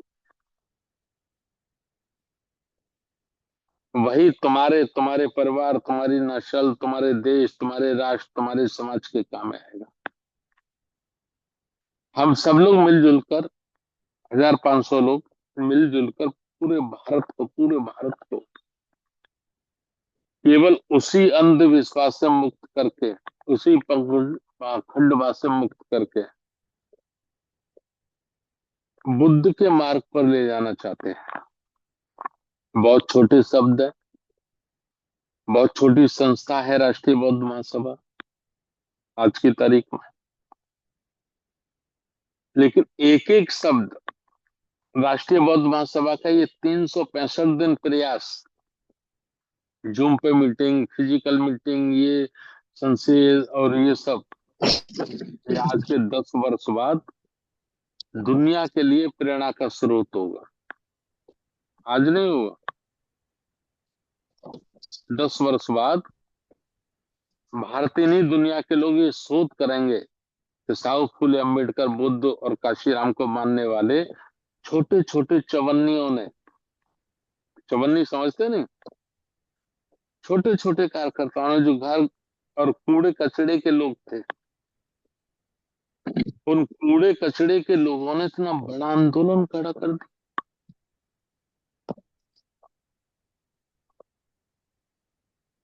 पूरी दुनिया को उसको मानने के लिए बाध्य कर दिया। और इसकी सिर्फ 3 विशेषता है, ये कह के मैं अपनी बात खत्म कर रहा हूं। पहली विशेषता, मानसिक रूप से तैयार होना, दिमागी रूप से तैयार होना। और दूसरी विशेषता है मन में संकल्प ले लेना, संकल्प ले लेना कि मुझे ये काम करना ही है, करना ही है। और तीसरी विशेषता बहुत महत्वपूर्ण है, वो ये है कि मुझे मेरे तमाम सुख, नातेदारी, रिश्तेदारी, भैया भतीजाबाद को त्याग कर अपने मिशन के लिए समर्पित होना है, अपने उद्देश्य के लिए समर्पित होना है। इस भाव के साथ इस जीवन में इसका मुझे कुछ भी मिलने वाला नहीं है, कुछ भी नहीं मिलेगा मुझे, लेकिन मेरे नाती पोते, मेरा समाज जब स्वाभिमान सम्मान का जीवन जिएगा तो कहीं ना कहीं मेरे मोहल्ले के लोग, मेरे नाती बेटे, समाज सम्मान देगा, इज्जत देगा कि यार भाई तेरा बाबा था यार। वो समझ नहीं पाई कि तेरा बाबा था, तेरे बाबा ने पूरा जीवन लगा दिया इस आंदोलन। सोचो, आज हम भगत सिंह की बात करते हैं, क्यों? 24 वर्ष की उम्र में जो आदमी फांसी के फंदे पर लटक गया, आज हम क्यों उसकी बात करते हैं? उम्र तो बहुत छोटी थी, 24 वर्ष। ठीक से दूध के दांत भी ना खड़े होंगे, लेकिन उद्देश्य था उसका। उस उद्देश्य के कारण हमें नहीं, पूरी दुनिया के लोग भगत सिंह को याद करते हैं, बाबा साहब को याद करते हैं, बुद्ध को याद करते हैं। मेरा केवल कहने का मतलब यह है कि आज पहली मीटिंग हुई है 1 जोन की, परिक्षेत्र की, और मैं केवल यही कहना चाहता हूं कि हमको प्रयास करना, कोशिश करना, कोशिश करना, कोशिश करना। एक उदाहरण से कहता हूं, एकलव्य और द्रोणाचार्य का वाक्य है महाभारत में है, कितना सही है कितना गलत है मेरा उससे कोई रिश्ता नहीं।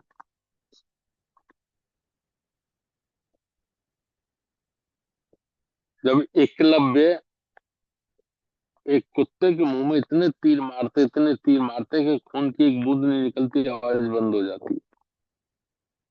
तो द्रोणाचार्य बहुत व्यतीत होते, परेशान होते। कहते कि ये कला तो मैंने अर्जुन के सिवा किसी और को नहीं सिखाई थी। इस जंगल में वनवास में रहने वाला व्यक्ति कैसे सीख गया, वो कौन हो सकता है? तो द्रोणाचार्य कौरव का मुकाबला हुआ, सामना आमना हुआ। मतलब ये विद्या आप कैसे सीखे? एकलव्य ने कहा, गुरुजी मैंने जब आपसे निवेदन किया था, चरण छुए थे कि मुझे विद्या सिखा दो, धनुष विद्या सिखा दो, तो आपने कहा था कि मेरे धर्म आड़े आ रहा है। मेरा धर्म ये कहता है कि मैं शूद्र को धनुष विद्या नहीं सिखा सकता। और जब मैंने आपसे बहुत निवेदन किया तो आपने मुझे एक बात कही कि सुनो एकलव्य, अभ्यास करने से सब कुछ संभव है। ये महाभारत का वाक्य पढ़ रहा हूं, मेरा लिखा नहीं है ये। द्रोणाचार्य ने एकलव्य से कहा कि एकलव्य, अभ्यास करने से यानी प्रैक्टिस करने से सब कुछ संभव है। बोले गुरुजी मैंने आपके इसी शब्द को अपने जीवन में धारण लिया। ये मेरा कहने का मतलब ये कि हम बाबा साहब के अनुयायी, काशीराम साहब के सिपाही, बुद्धिस्ट लोग, यानी अपने संत गुरुओं की हम संतानें हैं। तो हम केवल ये शब्द अपने जीवन में धारण कर लें जो एकलव्य ने किया था, कि हमको अभ्यास करना है, कोशिश करनी है, प्रयास करना है, अभ्यास करना है, कोशिश करनी है, प्रयास करना है। और मुझे लगता है कि सच्ची नीयत, सच्चे दिल से ही हम काम करते रहे तो हमें कोई नहीं रोक सकता। बहुत बहुत धन्यवाद। पुनः एक बार फिर अपील शेषराव घांगड़े साहब के लिए, डॉक्टर भालेराव साहब के लिए, उनकी पूरी टीम के लिए। हम बहुत तेज स्पीड से चल रहे हैं। हमें लगता है कि हमारी स्पीड कम है, लेकिन हमारी इस स्पीड से हमारे विरोधियों के पसीने निकल रहे हैं, उनके पैंट ढीले पड़ गए, उनका पेशाब ढीला पड़ गया। इसी स्पीड से हमको स्पीड और बढ़ानी है। नमो बुद्धाय, जय भीम। साधु बहुत साधु बहुत धन्यवाद, बहुत बहुत बढ़िया, साधुवाद बहुत माननीय संस्थापक महोदय जी ने बहुत ही सभी साथियों के समक्ष नमो बुद्धाय, संगठन जय भीम। सभी को नमो लेकर बुद्धाय, जय भीम। बातें रखी। मैं समझता हूँ सभी साथियों ने आपकी बात बहुत धैर्य से सुना और आगे जो जिन साथियों को, जो हमारे वरिष्ठ पदाधिकारीगण है, उनको जिम्मेदारी दी है, वह जिम्मेदारी बखूबी निभाएंगे, ऐसी मैं आशा करता हूं। और आज जिन भी साथियों ने अपनी बात रखी, बहुत बहुत धन्यवाद। सभी का बहुत बहुत साधुवाद। जो साथी अभी तक रुके हुए हैं, 2 घंटे मीटिंग को हो गए, बहुत बहुत धन्यवाद। और मैं सभी साथियों से अनुरोध करूंगा कि सभ्य सत्ता के माध्यम से इस आज की वेबिनार का समापन करेंगे। सभी साथी हाथ जोड़ लें, अपने माइक ओपन कर लें और सभ्य सत्ता के माध्यम से इस वेबिनार का समापन करेंगे। सभ्य सत्ता सुखे हंतु सभ्य सभे हंतु जगे मिना सभे भद्राणि पश्यन्तु मा किंचित् दुःखागमा सभे सत्ता सुखे हंतु सभे हंतु जगे मिना भद्राणि पश्यन्तु मा किंचित् दुःखागमा सभ्ये भूतु जगे हन्तु जगे मिनो सभे भद्राणि पश्यन्तु मा किंचित् दुःखागमा